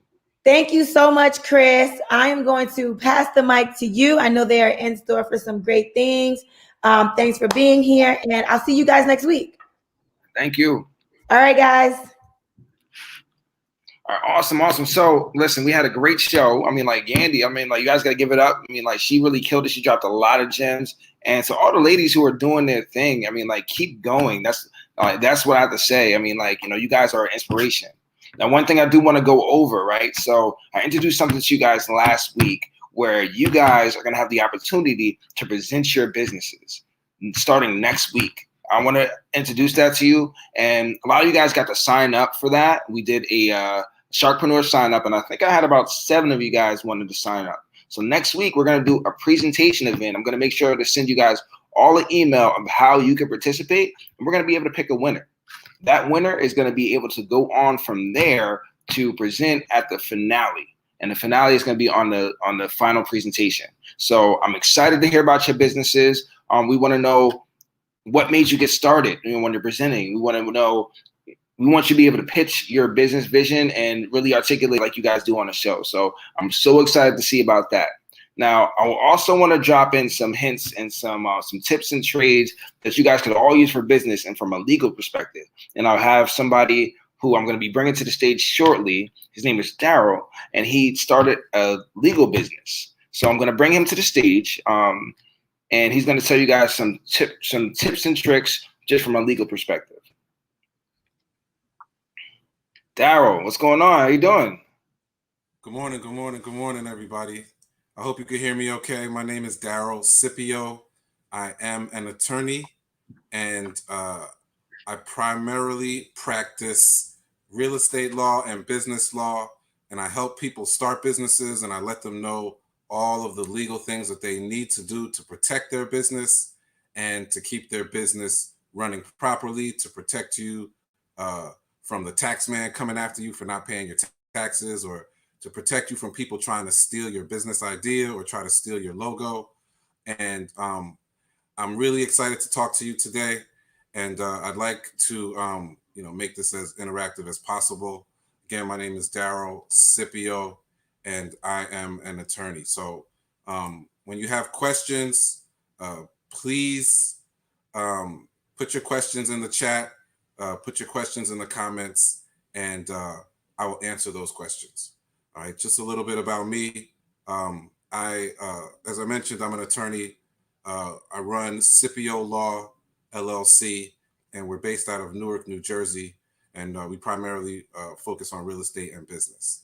I also am a real estate developer, so I have a project that I'm building in Newark, New Jersey. I'm building a 12-unit apartment building at the moment, and it's something that I'm excited about because we're going to help tenants turn into homeowners with our project.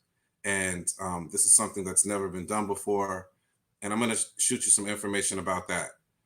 I'm also a director of a nonprofit organization, and we teach young people how to play chess. And we also teach young people the life skills that chess helps you with, and it helps you to learn.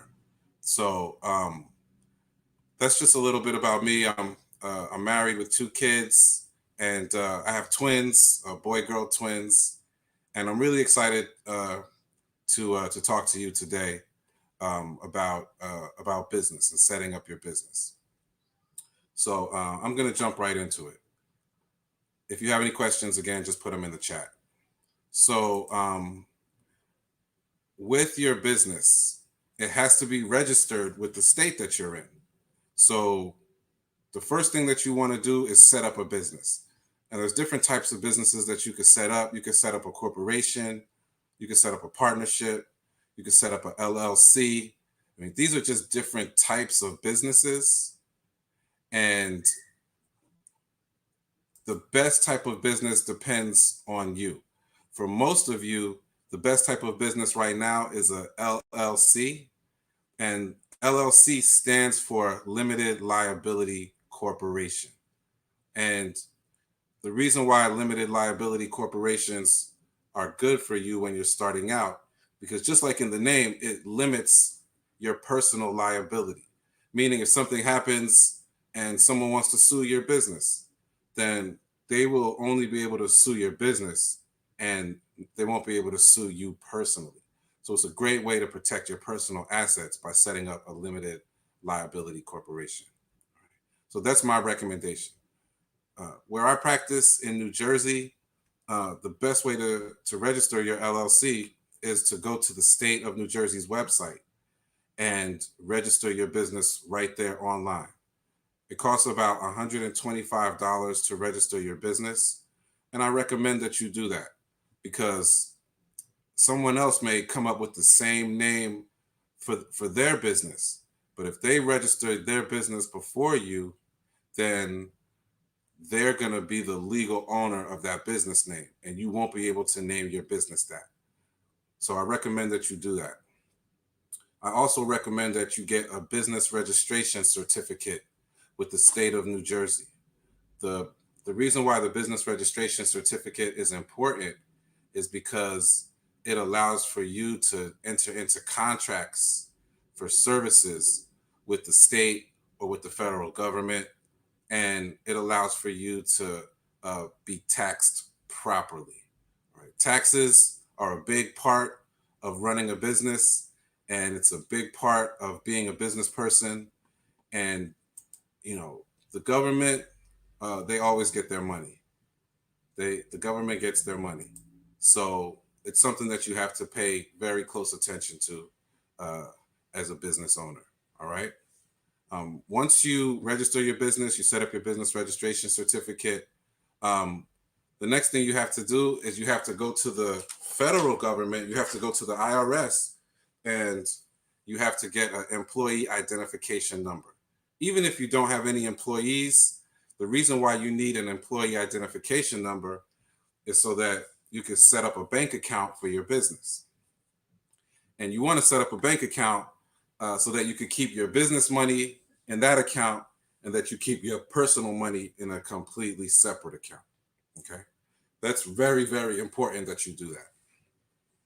So setting up a business, getting your business registration certificate, and getting your employee identification number can be done all online in about an hour. All right. So it's really, really important that you get that done. And, you can do it yourself, or you could hire a professional like me to do that for you. But I set up those three things for businesses all the time. And because I know how to do it and I do it so often, it takes me an hour to set up a business. And that's in New Jersey. All right. Now, once you do those three things, the next thing you want to do is create what's called an operating agreement. Now, the operating agreement is a document. It's like a contract between you and whoever you're in business with. And even though you might not be in business with other people, you should still set up an operating agreement, because the operating agreement says exactly how your business is going to be run, how you're going to be paid, if your business is going to end, how it's going to end, how you organize yourself, and if you have investors, how you pay those investors back. So it's very important that you have an operating agreement, because that will govern how that business is set up.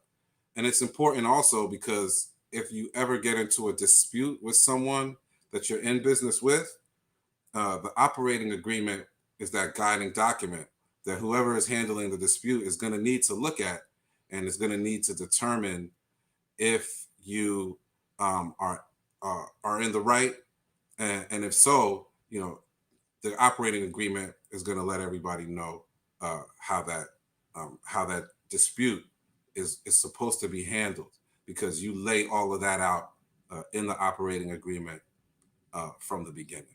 All right. So, these are some of the things that, it's not the fun, exciting stuff that you see on TV, but everybody that you see that has a business and whose business is set up properly has done these things themselves or has gotten someone to do them for them. And if you're going to be taken seriously as a business person, then these are the things that you have to do, right? Have to register your business. You have to get a business registration certificate. You have to get an employee identification number, and you have to get an operating agreement. And, I would advise you to, Google these terms, and then, start to ask questions about, how to create these things and how you can get them, how you can have them be a part of everything that you're doing. All right. Any questions so far about that?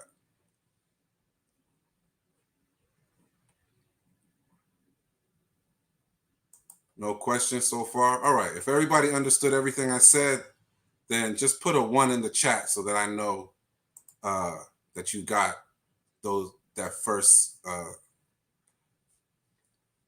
bit of information. Just put a 1 in the chat so that I know that you're with me.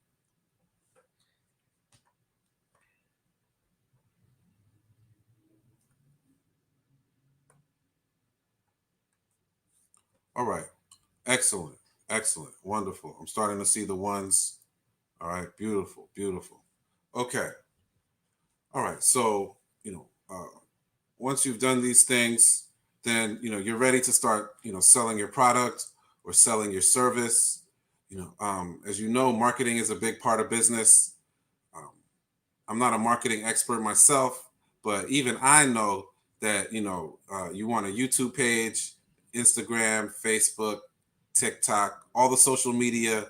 You want to set up pages and you want to start to create as much content as you can, because the more content that you create, then the more people get to see who you are, what your business is, and the more that they get to interact with you, even if you're creating content and no one is responding or no one is liking, don't sweat that. Some of the most successful businesses that I've seen created content online for 9 months or 10 months without having anyone respond to them or like their posts. And then all of a sudden, out of nowhere, they blew up and people started sharing their content and people started buying their services and buying their products. And so, just because no one's responding doesn't mean that no one can see you. But the name of the game, if you're marketing yourself online, is to create as much original content as you possibly can and have fun with it. And, make it interesting and ask questions, answer questions, do funny things, let people see the real you and see the real people that are behind the business that you're running, because that's what people relate to. So I highly recommend, using social media to market yourself. And I'm sure that I'm not going to be the first or the last person to tell you about that. Once you have set up your business and you set up your social media, then if you don't have a logo for your business, then you want to create a logo and a tagline, because you registered your business name, but your logo is a visual representation. So your logo could be like the swoosh in Nike or the big yellow M in McDonald's. Those are logos. And once you've created your logo, then you want to add it to your social media and put out your content. You want to add it to your website, which I'm sure that that you need to have. And once you've added your logo to everything, to your flyers, you might want to create a t-shirt or a hat, using some service like Printful to create your logo and put your logo on some merchandise, a jacket, a hat, a coffee mug, anything. Once you've put your logo on things and you've shared those things or you've sold those things or you've put your logo on your YouTube videos and you've put out your YouTube videos, once you've put your logo out into the world, then what you want to do is you want to go to the U.S. Patent and Trademark Office and register your logo as a trademark for your business. This way, no one can then steal your logo, put it on their business, and run with it. All right. You don't want that to happen. You want to be able to protect your logo because that's your brand. Right? And that's what you'll be using for people to identify you for the life of your business. So it's very, very important that you trademark your logo. And how do you do that? You can do that online at the U.S. Patent and Trademark Office. Pretty much everything is online nowadays. So you can handle all of your business services online. And so far, it's $125 for your business registration license. The EIN is free. The business registration certificate is free. The operating agreement, if you do it yourself, it's free, or you could pay an attorney to do it for you. It does cost some money to trademark your logo, and there's different types of trademarks. You can trademark a picture, you could trademark a word, you could trademark a phrase, and so this is not something that I would recommend you try to do yourself. I would recommend you hire a trademark attorney or a trademark specialist, an attorney that specializes in trademarks, to register your trademark for you, because the trademark office gets a lot of applications, and sometimes they deny the trademark, and you want to, and that's because the application wasn't done properly, or someone owns something, a trademark, or a phrase that you want to trademark. So you have to apply properly, and you have to submit all the documents properly. So I recommend that you use a trademark attorney to do that. So now you got your business name, you got your EIN, your operating agreement, you got your trademark, and so hopefully by this time you found a business attorney to help you with contracts. When you're doing business, there's a lot of contracts involved, and a contract is just an agreement between two parties to do something. So you might have a contract between two people to buy and sell a house. You might have a contract with a publishing company to write a book, and you'll write the book, and then the publishing company will print it up and put it in all the bookstores and put it out. Or you might have a contract with an entertainer to manage them. Or if you're an entertainer, you might have a contract with a manager so that they will do all your bookings. They'll vet opportunities for you. So, the whole business world is governed by contracts. And when the contract is written well, all of the answers to any questions are in that contract. If a contract is not written well, if it's written poorly, then it leaves a lot of important terms up in the air, and the parties then need to figure it out themselves. And if they can't figure it out themselves, sometimes they have to go to court and get a judge to figure it out for them. And that you really want to avoid that. So you want to have really good contracts written by competent attorneys that know your business and that know, what you want to get out of it, and can foresee some potential issues that may arise when you are going into business and signing contracts. A big part of my job is reviewing contracts that my clients have before they sign them. So a client will come to me and say, hey, look, I have a contract, with this company, and, I want to get some of their vending machines, and I want to buy their vending machines and put them in some apartment buildings in my area. And so before they sign that contract, then I would review the contract and tell them different clauses to put in the contract and clauses to take out of the contract. So when they go back to the vending machine company, they'll say, hey, this is how I want the contract to change. And the vending machine company will say, okay, no problem.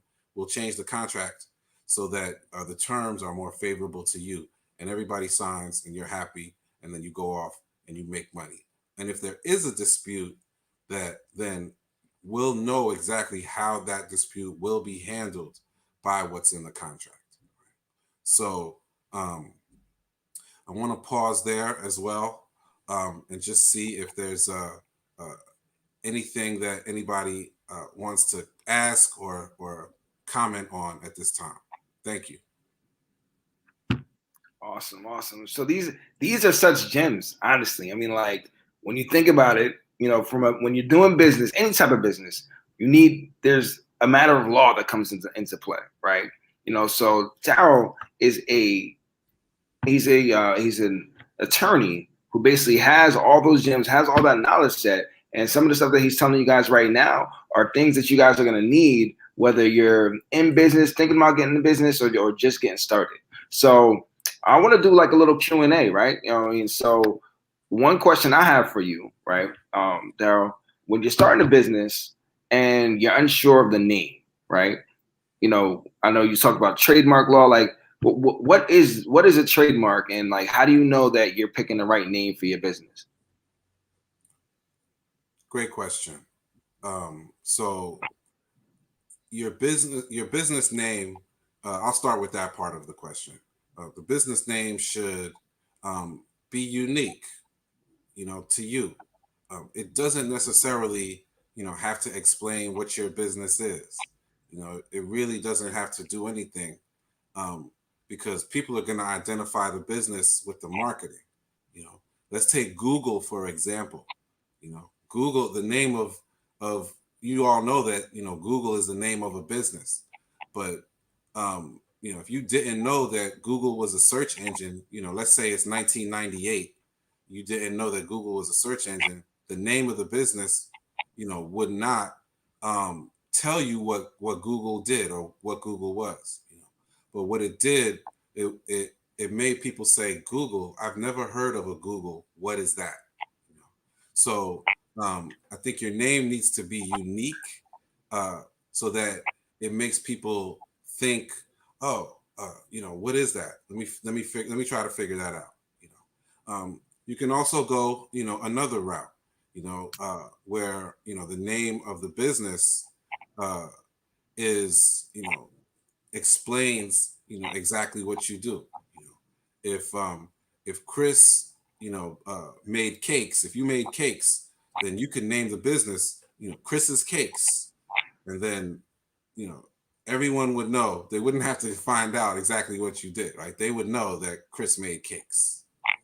So it's, the fact that you named it with your name, you're kind of letting people know that, hey, I'll be making cakes, and this is what this business is about.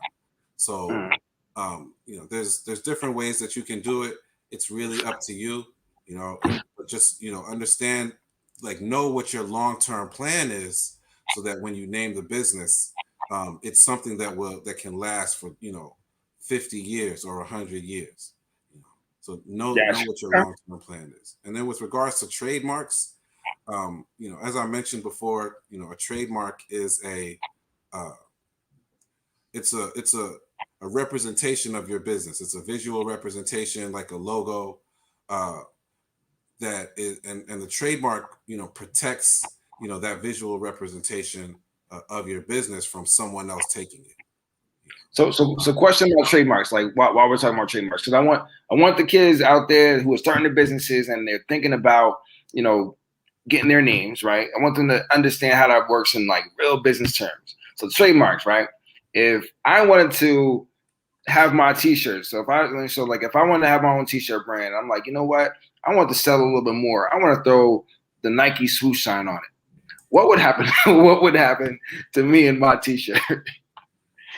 All right. Well, most likely, Nike would see that t-shirt somewhere, and Nike would say, "Is this a t-shirt that we made?" And once they determine that the answer is no, they would find out who made the t-shirt, and Nike would probably send you a letter and say, "Hey, we noticed that you have a t-shirt with our logo on it," and that means that you're trying to sell your product or you're trying to make money off of our logo. And what that's called is trademark infringement. Right. And so if Nike can take you to court, and then if you're found guilty of trademark infringement, then you can be forced to pay Nike money for using their logo without their permission. So Nike will try to look at how much money they lost from you using their logo and how much money you made from using their logo. And then, then they'll throw on other attorney fees and other fees, and they'll ask the judge to award them all of that money. And all of that money will come from you, whether you have it or not. So if you say you own a home and Nike wins a judgment, then you may have to sell your home so that you could pay off the judgment that you owe to Nike. So it's very, very important that what you're doing. Now, most times, you'll get a cease and desist letter from Nike before they take you to court. There were these T-shirts a couple of years ago, and they look like the Warner Brothers logo. So it was the Warner Brothers logo. Warner Brothers, the logo that you would see right before Bugs Bunny's cartoon came on, and it would say Warner Brothers. And somebody made a T-shirt that said, "If you see the police, warn a brother." And they started selling those T-shirts like hotcakes. And if I don't know, what happened with that, but if Warner Brothers saw that T-shirt and saw that it was doing well, then most likely what they would have done is sent that company a cease and desist letter that says, "Hey, we see you're using our logo. We don't want you to do that. Please stop, or we're going to sue you." And so, I don't know if that happened or not, but that would be an example, a real life example of someone making money off of someone else's logo, even though they changed it a little bit. So, I mean, so really what I want to really emphasize is the power of trademarks. I mean, so that paper, or that registration means that you have ownership of something, and somebody taking it and using it in a way that you don't want to, or making money off of it, you can control that. So you guys as business owners or aspiring business owners, when you guys are thinking about the names you want to make for your company, once you guys think about that, there is power in a trademark, and you guys will be able to do the same thing as these Nikes and everything like that. So think about the type of name that you want to make, and make sure you do get a trademark, because there's power in that. The power isn't just owned by these corporations. I want to also poll the chat. How many inventors we got out there? Has anybody ever wanted to invent something? If you did, throw one up in the chat if you've ever wanted to invent something. I want to also talk about the power of ownership in that too. Does anybody know what a patent is? If you do, throw one up in the chat. And Daryl, what is a patent, and how does it protect a business owner if somebody wants to invent something? So, let's say I want to invent a new, I got these sunglasses here. I want to invent a new lens for these sunglasses, right? And I had no other way. So, all right, so look, so I got Maya wants to make something. She wants to be an inventor.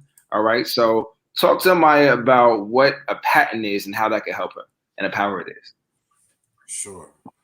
A patent basically is the right to use something that you invented, and the right to stop anyone else from claiming ownership of something that you invented. So say you were using your earbuds,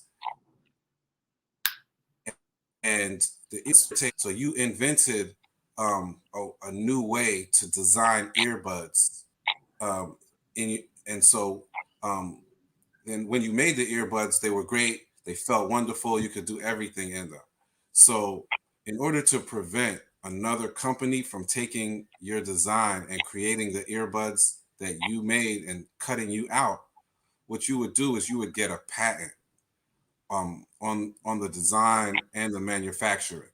So there will be two different patents there. There will be a design patent and a manufacturing patent that you would apply to the U.S. Patent and Trademark Office. Again, remember I mentioned the U.S. Patent and Trademark Office, and you could Google that, USPTO, and they'll tell you everything that you have to do to get a patent. And once you have a patent, then that protects your invention from being stolen by someone else. Well, what type of power does that give me? Let's say, let's say I find, I'm going back to these lenses, right? And I made this lens, and then, someone finds out, right? And so someone finds out how to make it in a similar way. What am I able to do as an owner? Oh yeah, absolutely. So, if someone, let's say someone, finds your product and they want to create them, then they have to get your permission. And so what you would do, you can give them permission. That's totally fine. And so when you give them permission, that's called giving them a license. It's like you have a license to drive, then you will be giving someone a license to create your product. And when they create your product and sell it, in your license agreement that you have with them, the license contract that you would have your lawyer look at, then you would put language in there so that that person that gets the license would pay a licensing fee. And so they would pay you money in order to create the product that you invented and patented. And so if you didn't have a patent, then they will be able to create it and they wouldn't need a license from you and they wouldn't pay you any money for it because there's no record that you created it, even though they know that you did. The record has to be with the U.S. Patent and Trademark Office. So it's very, very powerful when you own a patent, because then you get to control who gets to recreate your product. And, it means money at the end of the day to you. It means that, you can give licenses for your products. And, then those folks that have the licenses will have to pay you for every item that they sell or, just to create your product. If you guys, that's super powerful. And so basically, like what we're talking about is ownership. I mean, like trademark, you have ownership over your brand, right, and your name and representation. Patent, you have ownership over your product or your intellectual property, your idea, and both of those translate to money, right? That's right. That's right. So big time. So we got a question. I think this is a great question from Raldo. I'm gonna give him a shout out. All right, he says, what if you make a logo and later find out the logo belongs to another business? What do you do? That's a great question. That's a great question. So if you made a logo and then, you didn't use any influence from anywhere else, and, it's strict, it's 100%, out of your head.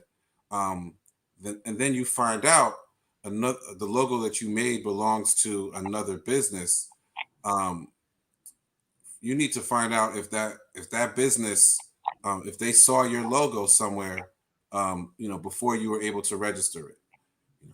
If they didn't, then you would need to find out if they registered the logo that you saw. Because it's possible, it's highly unlikely, but it's possible that two people could come up with the same thing.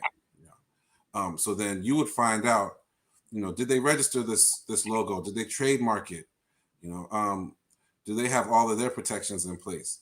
Because, if there's any, indication that they took it from you, then I would hire an attorney to determine and show that you created the logo first before, you saw this logo somewhere else. And it's possible that they saw your logo. But, let's say you made a logo and you later find out that it belongs to someone else and they had that logo 10 years ago and they registered it, they trademarked it, they patented it, and then they own it. And then, you may want to think about just creating a different logo, because you don't want those problems if you try to come out with a product with the exact same logo for a company that already had that logo established for years before you.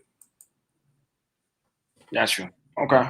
I definitely hope that helps. Yeah. So I mean, like you definitely want to do your research. I mean, I think that's the moral of the story. Do your research. So if you have an idea and you have a question about your logo, just do your research. See if somebody else has it, if they register it, and make sure you guys are, once you guys know what direction you want to go in terms of a logo or representation, trademark it. And then can't you do like a TM too when you put TM in your name once it's trademarked? Yes, absolutely. Okay. Absolutely. And that TM is extremely powerful. Like that's an extremely powerful thing. Right. So I want to ask you another question. So from a business perspective, what are some of the main contracts like a beginning business owner should be looking at? Like when you're thinking about contracts and laws and like what are some things that they should look at in contracts? Sure. So, a contract is usually an agreement between two parties. So when you're entering into business, then you'll be interacting with other companies and with other consumers. So you'll need a contract to protect your interests. So whatever type of relationship that you're entering into, you really want a contract in place, and the contract will govern the nature of the relationship, and it will govern how that relationship progresses. So, with whatever you're doing in business, you want to have a contract for everything. So it really, really kind of depends on what type of business it is, and what that business is going to be offering, where they're going to be offering it. How will it be delivered? Is it a business that serves other businesses? Is it a business that serves the public? Is it a business that serves the government? These are all questions that will determine the best type of contract, for that business to be in. But, the important thing is that when you're in business, everything that you do as a business person has a contract involved. And if it does not have a contract involved, then you really kind of want to take a step back and make sure that you get a contract involved before you go into business with any other entity.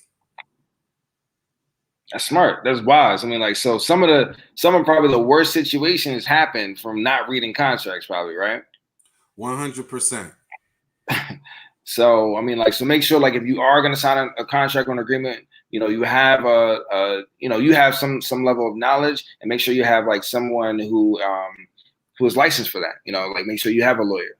I know some folks that are very upset because they didn't read the contract before they signed it. They didn't have an attorney look at it. They didn't draft it up themselves or have an attorney draft it up in their best interest. And, some of these contracts are 10-year, 20-year, 30-year contracts. And, these are enforceable in a court of law. So it'll govern how, you have to abide by what's in that contract.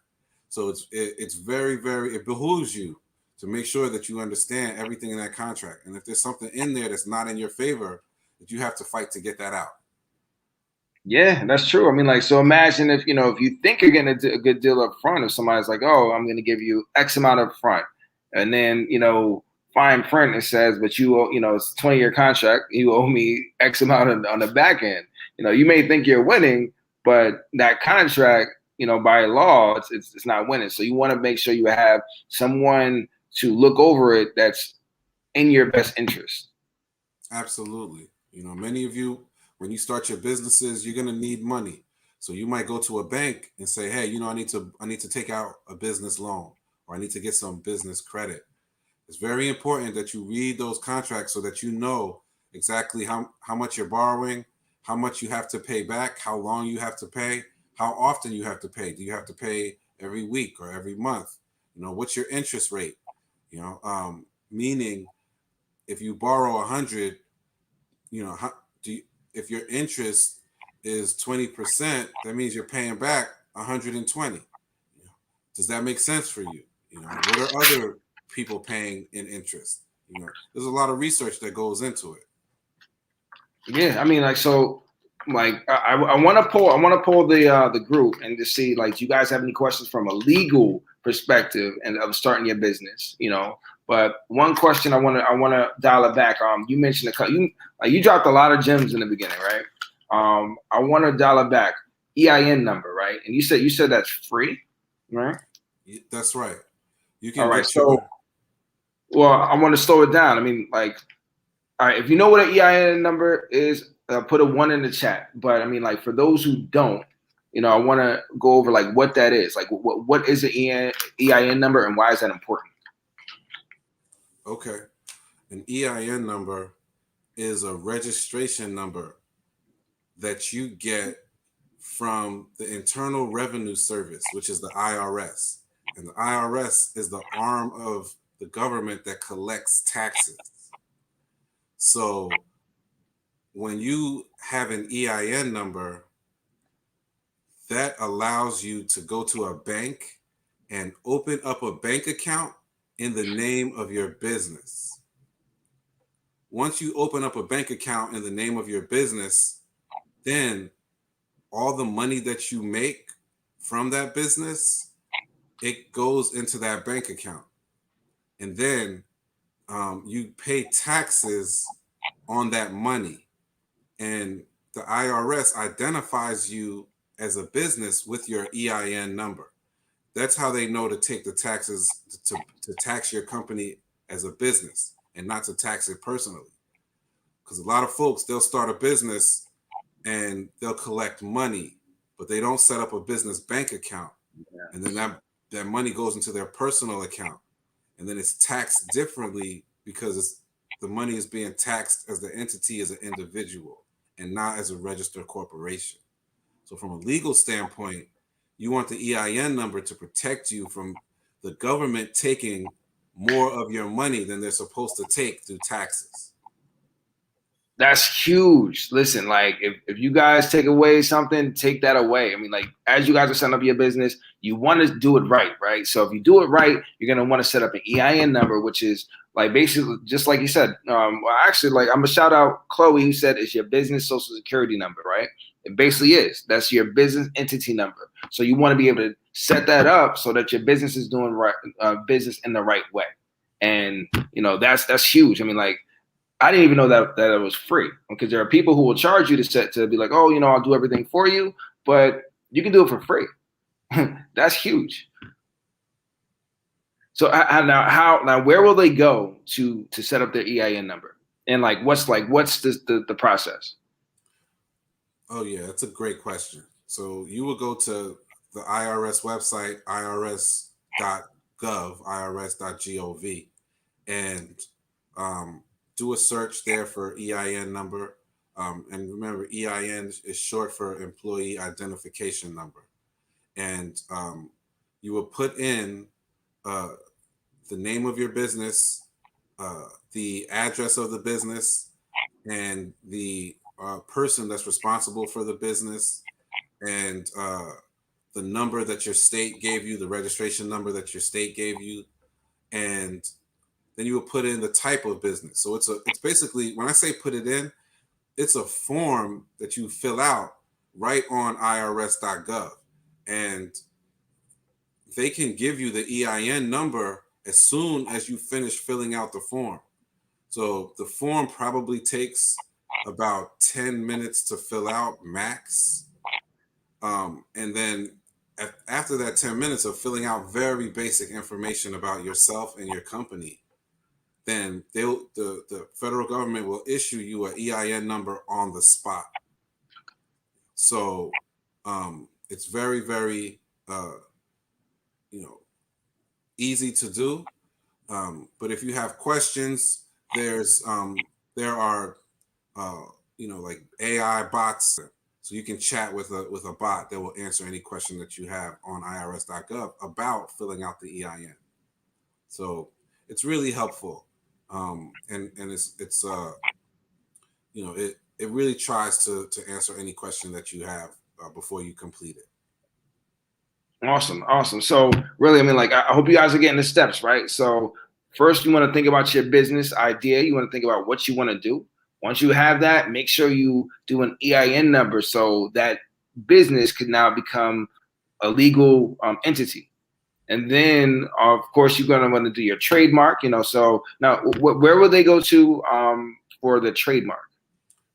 How would they do that? The website for trademark is uspto.gov, and that's short for United States Patent and Trademark Office. So uspto.gov. That also is an online application. That application is going to cost you, I'm guessing, between $200 and $400 for your trademark. Okay. So you may, you'll have to have a little money in the bank for that. And that process normally takes about 6 to 9 months, because once you fill in your application for your trademark, which is done online, you'll send the government a picture of your trademark. You'll send them information about your business. You'll show them how you're using the trademark in public. So you'll give them information about your website. You'll send them pictures of your merchandise with your logo on it. And they'll research that. They have attorneys that work for the Patent and Trademark Office that research your trademark to make sure that no one else has had it before you and that you're actually using it in business. And that helps with your trademark application. And they get back to you with any questions after several months, and then the government will put out a notice to the country, to the world, and they'll have a picture of your trademark, and it'll say, has anyone seen this trademark before? Or does this logo or this trademark belong to anyone else? And if no one responds, then they'll award that trademark to you. There it is. I mean, like, it does take time. So, they don't need their trademark initially, right? I mean, like, but no, it's just something that they want to be able to do. One other question, one final thing that I want to ask is just about copyright, right? I mean, like, what's the difference between copyright and a patent? Sure. So a patent normally goes to a physical product, and a copyright normally goes to what's called intellectual property. And the type of so it's property, but it's intellectual property. So that it could be a book or a song, or a saying, but it's some sort of, it could be, anything that you write will definitely need a copyright. So, if you write a book, then you want, to have that that intellectual property copywritten. If you write a song, there's this song, called "Who Let the Dogs Out," and it's really old, and it goes, "Who let the dogs out? Who? Don't laugh at me for singing that song, all right?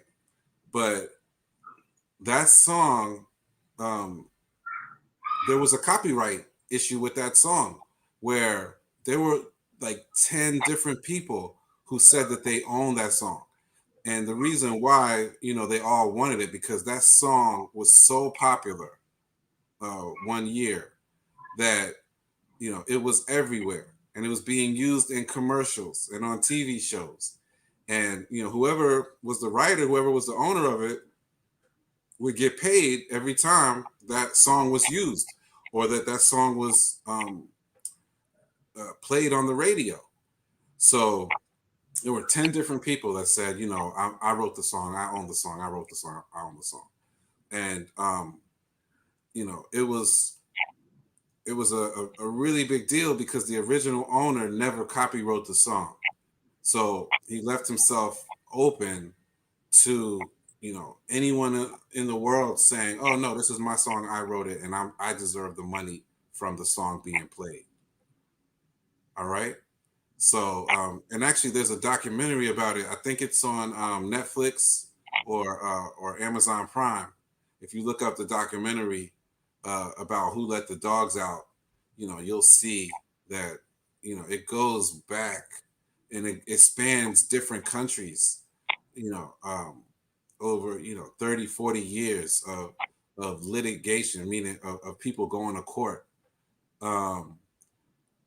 fighting to see like who owns the copyright to this song. Yeah, I mean, like, so I didn't know that about the Who Let the Dogs Out, but I know that song, I do remember that song a little bit, right? That song definitely did millions of dollars. So, it's not like they're fighting over a couple $100. They're fighting over millions of dollars. And if they didn't do their copyright, right, then, probably lost out on millions of dollars, which is a big deal. Hundreds of millions. Hundreds of millions. Yeah, not even just millions, hundreds of millions. So I mean, like, so the moral of the story is basically do your research and make sure when you are setting up your business, you have everything set up. So get your IAM registration. Once you guys know what direction you want to go in terms of a trademark, get your trademark. If you do have anything that you can copyright, then make sure you copyright it. What's one question? What is the cost of a copyright? Because I know that's a little bit different than a patent. It is a little different. So I'm not exactly sure, so, Okay. But, if you go to the, if you just Google, U.S. Copyright Office, then, that website will pop up in your results, and then you could look to see how much that copyright costs. But I don't know off the top of my head. Okay. All right. Yeah. So I mean, just make sure you guys are just protecting your business and doing what you need to do. You know, I definitely hope you guys liked his song. I might buy your song. I might buy your version, Daryl. Yeah. As long as you copyright it, I might buy it. Oh yeah. All right. Let me copyright it first. I got you, brother. I got you. So we're almost at time. I just want to go to the chat. Do you guys have any questions from a legal expert? Any questions just about starting your business or anything like that? Just anything. If there aren't any questions, what I do want to talk to you guys about, you know, is the Sharkpreneur program. I'm going to make sure to send you guys an email about how to get involved. Well, we have about 7 of you guys reached out and want to be involved. Next week, we're going to be doing that presentation. You guys are going to be able to present your businesses in front of a group. So make sure you're getting ready, and I'm here to help you guys get ready. And I thank you guys for being involved. I want you guys to give a huge shout out to Daryl for coming and speak to us about trademark law. Again, I mean, like he's a legal expert. People pay a lot of big money for this type of consultation. So, you know, you guys, he's bringing that to you guys because, you know, he cares and he wants you guys to be able to start your business and do it the right way. So I want you guys to give him a huge shout out. Can you guys just throw up a 1 for him? Just throw up a 1 for him. All right, we got Sandra. Yeah. So again, you know, I want to thank you guys for coming out. If you guys have any questions for me about the about today's presentation, or even about the Shark Tank, throw them in the chat for me, okay?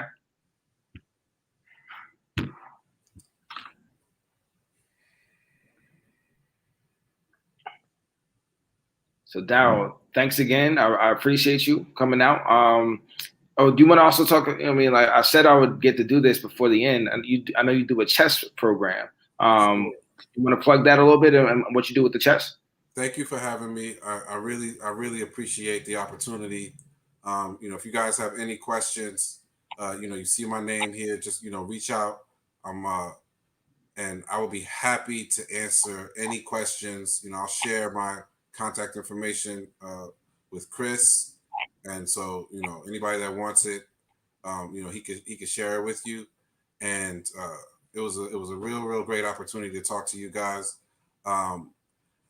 Chris mentioned, you know, I do run a chess program, and, you know, we go into schools, we teach young people, we teach kids how to play chess, and we teach them about the life skills, because chess also helps you with goal setting, patience, planning, strategy, focus, you know, all these things that you need for life.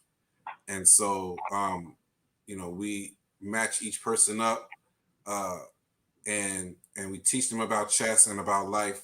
And it's a great game because it helps you to think ahead. It helps you to think, you know, 6-7 moves ahead. So, you know, we really like chess. So thanks, Chris, for allowing me to talk about that. No problem.